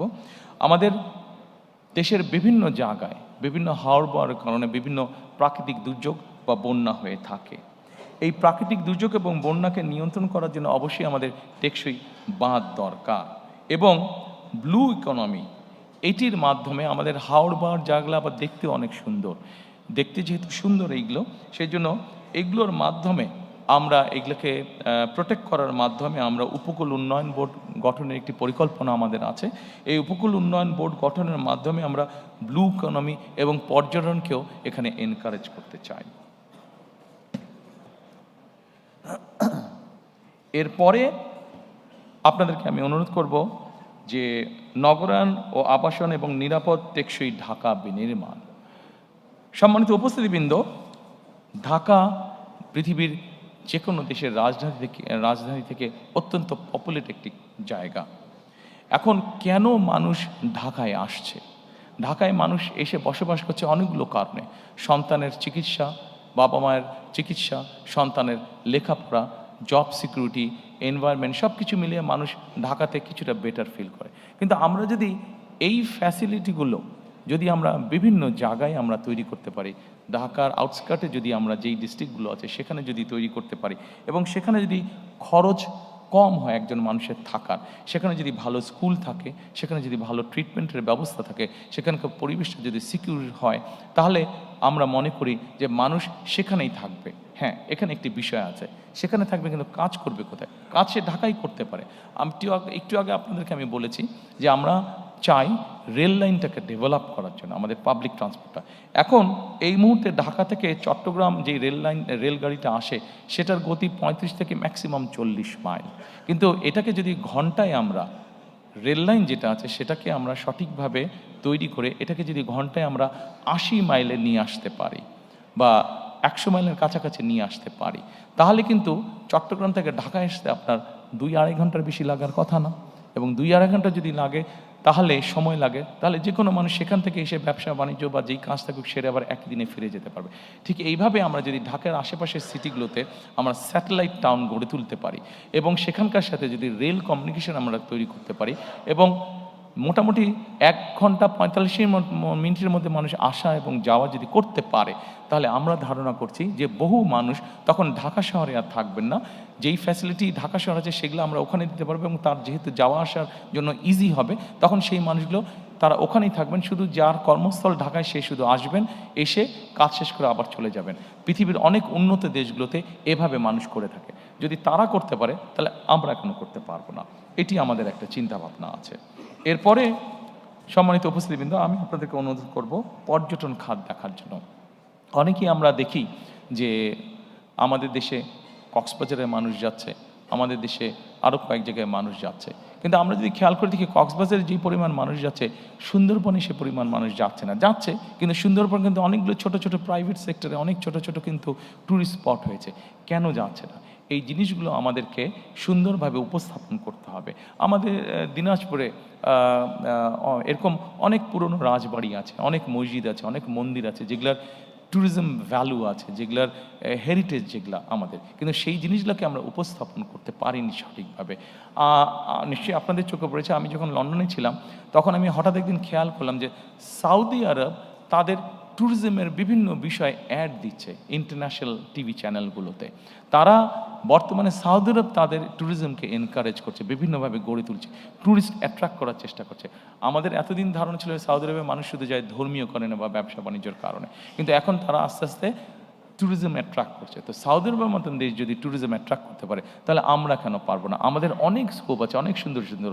আমরা রাজশাহীর আম বাগান যেটা আছে, দিনাজপুরের লিচু বাগান আছে, আমরা সেটিকে ঘিরে কেন ট্যুরিজম তৈরি করতে পারবো না? হল্যান্ডে যদি টিউলিপ গার্ডেন দেখতে যেতে পারে মানুষ, তাহলে আমাদের এখানে আমরা কেন এরকম গার্ডেন কোথাও নেই বা কেন তৈরি করতে পারবো না যেখানে মানুষ দেখতে যেতে পারে? কাজে আমরা যদি চেষ্টা করি, আমরা যদি পরিকল্পনা গ্রহণ করি, অবশ্যই আমরা ট্যুরিজম সেক্টরকে শুধু যে কক্সবাজারই সমুদ্র সৈকত দেখতে যাবে তা না, এর পাশাপাশি অনেক ট্যুরিজম সেক্টর, অনেক স্পট, অনেক ডিফারেন্ট কাইন্ডের স্পট আমরা গড়ে তুলতে পারবো ইনশাআল্লাহ। এরপরে আপনাদেরকে আর কষ্ট দিতে চাইবো না, আমরা লাস্টটাতে আমাদের চলে এসেছি। আমাদের যেই লাস্ট স্তম্ভটা, সেটিতে আমরা কম বেশি চলে এসেছি। এটি হচ্ছে ধর্ম, সমাজ, ক্রীড়া, সংস্কৃতি ও সংহতি। প্রথমেই আছে ধর্মীয় সম্প্রীতি ও পাহাড় ও সমতলের নৃগোষ্ঠী। সম্মানিত উপস্থিতিবৃন্দ, এটি অনেক বড় আছে। আমরা প্রথমেই বলেছি ধর্ম যার রাষ্ট্র, যার যার রাষ্ট্র সবার। আমরা এইভাবেই বিষয়টিকে দেখি, এইভাবেই জিনিসটাকে বিশ্বাস করি। আমাদের দেশের এক শ্রেণীর মানুষ আছেন যারা আমাদের জন্ম থেকে মৃত্যু পর্যন্ত আমাদের সাথে থাকেন, জীবনের অনেক গুরুত্বপূর্ণ মুহূর্তে যারা আমাদেরকে বিভিন্ন সময় বিভিন্ন পরামর্শ দিয়ে থাকেন। সেটি আমরা যারা ইসলাম ধর্মে আছি, ইসলাম ধর্মে আছে, যেটি অন্য ধর্ম মানুষ আছেন তাদের ক্ষেত্রেও তাদের ধর্মীয় গুরুরা আছেন। এরা কারা? এরা হচ্ছেন যে আমাদের ইসলাম ধর্ম অনুযায়ী বিভিন্ন ইমাম, মুয়াজ্জিম সহ বিভিন্ন খতিব সাহেবরা, এর বাইরে অন্য অন্য ধর্মের ধর্মীয় গুরুরা আছেন। এই মানুষগুলো অধিকাংশ ক্ষেত্রে আমরা দেখেছি বেশ মানবতার জীবনযাপন করেন অনেকাংশে। আমাদের একটি পরিকল্পনা আছে, ইনশাল্লাহ আমরা সরকার গঠনে সক্ষম হলে আমরা ধীরে ধীরে এই মানুষগুলোকে, আমরা ধীরে ধীরে বিভিন্ন মসজিদ, মাদ্রাসার খতিব, ইমাম সাহেব যারা আছেন, মুয়াজ্জিম সাহেব আছেন, অন্য ধর্মের ধর্মীয় গুরু যারা আছেন, তাদেরকে আমরা সরকারের পক্ষ থেকে একটা সম্মাননার ব্যবস্থা করতে চাই। সম্মানিত উপস্থিতিবৃন্দ, যেহেতু বাংলাদেশ মুসলিম প্রধান দেশ, এই দেশের বহু মানুষ প্রতি বছর হজ করতে যান, কিন্তু আমরা প্রত্যেকবার দেখেছি এই হজের যাওয়া আসার খরচ অত্যন্ত বেশি। অনেক মানুষকে এর জন্য অনেক কষ্ট পোহাতে হয়। আমরা এই খরচটাকে কমিয়ে নিয়ে আসার চিন্তা ভাবনা করেছি এবং আমরা মনে করি আমরা যদি এখানে থার্ড এয়ারলাইনকে এন্ট্রি দিতে পারি, তাহলে আমাদের হজ যাত্রীদের খরচ, টিকিটের খরচ অনেকাংশে কমিয়ে আসবে এবং আমাদের পরিকল্পনার মধ্যে এটা রয়েছে কিভাবে আমরা এই হজ যাত্রীদেরকে সুবিধা দিতে পারবো, তাদের খরচটা কমিয়ে আনতে পারবো। এরপরে আমি আপনাদেরকে ক্রীড়া, আমাদের এই চ্যাপ্টারের ক্রীড়া আছে, ক্রীড়াতে আমি আপনাদেরকে অনুরোধ করব। সম্মানিত উপস্থিতিবৃন্দ, এটি এমন একটা সাবজেক্ট, যেই সাবজেক্টটাতে কম বেশি প্রত্যেকটি মানুষের, সে যখন ইয়াং থাকে, শিশু অবস্থায়, সে যখন তরুণ অবস্থায় থাকে, যুব অবস্থায় থাকে, প্রত্যেকটি মানুষেরই কম বেশি আগ্রহ থাকে। আমরা শুধু আমাদের দেশে বিভিন্ন প্রফেশনাল তৈরি করতে চাই। আমাদের দেশে একটি সমাজ ব্যবস্থার মধ্যে হয় ডাক্তার হতে হবে, নাহলে ইঞ্জিনিয়ার হতে হবে, নাহলে আর্কিটেক্ট হতে হবে, অর্থাৎ নাহলে ব্যারিস্টার হতে হবে। এই ধরনের পেশাকে প্রাধান্য দেওয়া হয়ে থাকে। কিন্তু পৃথিবীর অনেক দেশ আছে যেখানে প্রফেশনাল খেলোয়াড় তৈরি হচ্ছে, সেই খেলোয়াড় প্রফেশনালি তৈরি হচ্ছে। আমাদের দেশে এরকম বহুত প্রতিভা আছে যাদেরকে আমরা প্রফেশনালি খেলোয়াড় তৈরি করতে পারি এবং আমাদের পরিকল্পনা রয়েছে আমরা ধীরে ধীরে আমাদের সন্তানদের ভিতর থেকে এরকম প্রফেশনাল খেলোয়াড় আমরা তৈরি করে আনতে চাই। এটি আমাদের অন্যতম পরিকল্পনা অনেকগুলোর মধ্যে। সম্মানিত উপস্থিতিবৃন্দ, এরপরে গণমাধ্যম, শিল্প, সংস্কৃতি আছে। আমি আগেই বলেছি আমরা গণমাধ্যমের স্বাধীনতায় বিশ্বাস করি, কারণ আমরা মনে করি, বিএনপি মনে করে, গণমাধ্যম যদি স্বাধীন না থাকে আমাদের জবাবদিহিতা তৈরি করতে কষ্ট হবে। কাজে গণমাধ্যম যদি থাকে আমরা সহজেই দেশে একটি জবাবদিহি সরকার তৈরি করতে সক্ষম হব, জবাবদিহি একটি পরিস্থিতি তৈরি করতে সক্ষম হব। একই সাথে শিল্প এবং সংস্কৃতি, আপনাদের যদি মনে থেকে থাকে এই শিল্প সংস্কৃতি বিভিন্ন সেক্টরে মানুষকে এনকারেজ করার জন্য, সম্মানী গুণী মানুষদেরকে স্বীকৃতি দেওয়ার জন্য শহীদ রাষ্ট্রপতি জিয়াউর রহমানের সময় 21শে পদক এবং স্বাধীনতা পদক, এই দুটি পদক চালু করা হয়েছিল। সম্মানিত উপস্থিতিবৃন্দ, এই পদক দুটি বর্তমানেও চালু আছে। আমাদের পরিকল্পনার মধ্যে একটি পরিকল্পনা আছে, সমাজের বিভিন্ন মানুষ যাদেরকে অনেকে কেউ চেনে না, কিন্তু তারা বিভিন্নভাবে সমাজে বিভিন্ন রকম কন্ট্রিবিউশন করে থাকেন। আমরা চাই এই মানুষগুলোকে ধীরে ধীরে ধীরে রিকগনাইজ করার জন্য, তাদেরকে উৎসাহিত করার জন্য, যাতে করে তাদের ভালো কাজগুলো উদাহরণ হিসাবে অন্য মানুষকেও উৎসাহিত করে ভালো কিছু করার জন্য, সমাজের জন্য ভালো কিছু করার জন্য। এবং এই মানুষগুলোকে কিভাবে সিলেক্ট করা যায়, এই মানুষগুলোকে কিভাবে এনকারেজ করা যায়, সেই ব্যাপারে আমাদের একটি পরিকল্পনা রয়েছে। আপনারা নিশ্চয়ই জানেন, খেলার প্রসঙ্গে আরেকটু ফিরে আসবো আমি, নতুন কুড়ি নামে একটি অনুষ্ঠান চালু করেছিলেন শহীদ রাষ্ট্রপতি জিয়াউর রহমান। ইনিশিয়ালি নতুন কুড়ি ছিল শুধু মাত্র কালচারাল সাইডে, আমরা এটিকে আরেকটু এনহান্স এখন করতে চাই। আমরা নতুন কুড়িটি যদিও এর মধ্যে ইন্টারিম সরকার চালু করেছে, বাট এটিকে আমরা সরকার গঠনে ইনশাল্লাহ সক্ষম হলে এটিকে আমরা কন্টিনিউ করব এবং এটির সাথে আমরা কেরাত প্রতিযোগিতাকে অ্যাড করতে চাই এবং নতুন করে স্পোর্টস আমরা অ্যাড করতে চাই, যাতে করে আমাদের দেশের স্পোর্টসে যারা প্রতিভাবান তাদেরকে আমরা বের করে নিয়ে আসতে সক্ষম হই। সম্মানিত উপস্থিতিবৃন্দ, আপনাদেরকে একটি সুখবর দিতে চাই। আমি ইনশাল্লাহ আগামী 10 মিনিটের মধ্যে আপনাদেরকে এখান থেকে ছুটি দিয়ে দিতে পারবো। আমি আমার অনুষ্ঠানের শেষ পর্যায়ে চলে এসেছি, শুধু আপনাদের কাছ থেকে আর 10 মিনিট আমি চেয়ে নিচ্ছি। Dear diplomatic friends, there's a good news. I'll be finishing soon. আমাদের একটি বিষয় আমরা জোর দিতে চাই, সেটি হচ্ছে নৈতিক শক্তি পুনরুদ্ধার। আমাদের দেশে এখন প্রচুর পরিমাণ বিভিন্ন ধরনের মিডিয়া আছে। আমরা যেটি করতে চাই, সম্মানিত উপস্থিতিবৃন্দ, আমরা ছোট ছোট ডকুমেন্টারি তৈরি করতে চাই সমাজের সর্বস্তরের মানুষের জন্য। সেটি শিশু হতে পারে, সেটি একজন নারী হতে পারে, একজন মেয়ে হতে পারে, একজন গৃহিণী হতে পারে, একজন চাকরিজীবী হতে পারে, একজন ব্যবসায়ী হতে পারেন, যে কোনো শ্রেণী পেশার মানুষের জন্য আমরা ডকুমেন্টারি তৈরি করতে চাই। এখন এই ডকুমেন্টারিগুলো কি হবে? এই ডকুমেন্টারিগুলো আমরা তৈরি করতে চাই সামাজিক এবং ধর্মীয় মূল্যবোধকে সামনে রেখে। আমরা দেশের মধ্যে, সমাজের মধ্যে, পরিবারের মধ্যে আমরা সামাজিক মূল্যবোধ, ধর্মীয় মূল্যবোধকে আমরা দৃঢ়ভাবে ধারণ করতে চাই। আমাদের দেশে বহুত আমাদের সামাজিক মূল্যবোধ রয়েছে, আমাদের অনেক ধর্মীয় মূল্যবোধ রয়েছে, যেগুলোকে আমরা যদি ধারণ করতে সক্ষম হই তাহলে আমরা ধীরে ধীরে একটি সুন্দর, একটি শান্তিপূর্ণ সমাজ, পরিবার, দেশ গঠনে সক্ষম হব বলে আমরা দৃঢ়ভাবে বিশ্বাস করি। শেষে, একদম শেষে এসে শেষ করে দেবার আগে, সম্মানিত উপস্থিতিবৃন্দ, আপনাদেরকে আবারও আমি আন্তরিকভাবে ধন্যবাদ জানাতে চাই আমার এবং আমার দলের পক্ষ থেকে। কারণ আপনারা সকলে কষ্ট স্বীকার করে অনেকক্ষণ সময় ধরে এখানে বসে আছেন। শেষ যেই কথাটি বলে আমি আপনাদের কাছ থেকে আজকে বিদায় নেব, আমাদের এই ম্যানিফেস্টো পর্বটি আজকে শেষ করব। সেই কথাটি হচ্ছে, আপনাদের সামনে আমি এতক্ষণ পর্যন্ত যত প্ল্যান, প্রোগ্রাম, কর্মসূচি, পরিকল্পনা উপস্থাপন করেছি, তার কোনো কিছুই করা সম্ভব হবে না যদি না আমরা 3টি বিষয়ের উপরে সর্বোচ্চ অগ্রাধিকার না দেই। সম্মানিত উপস্থিতিবৃন্দ, আমি ব্যক্তিগতভাবে একজন মানুষ হিসেবে, একজন রাজনৈতিক কর্মী হিসেবে আমি মনে করি দুর্নীতি, আইনের শাসন এবং জবাবদিহিতা, আমরা যদি এই 3টির ব্যাপারে,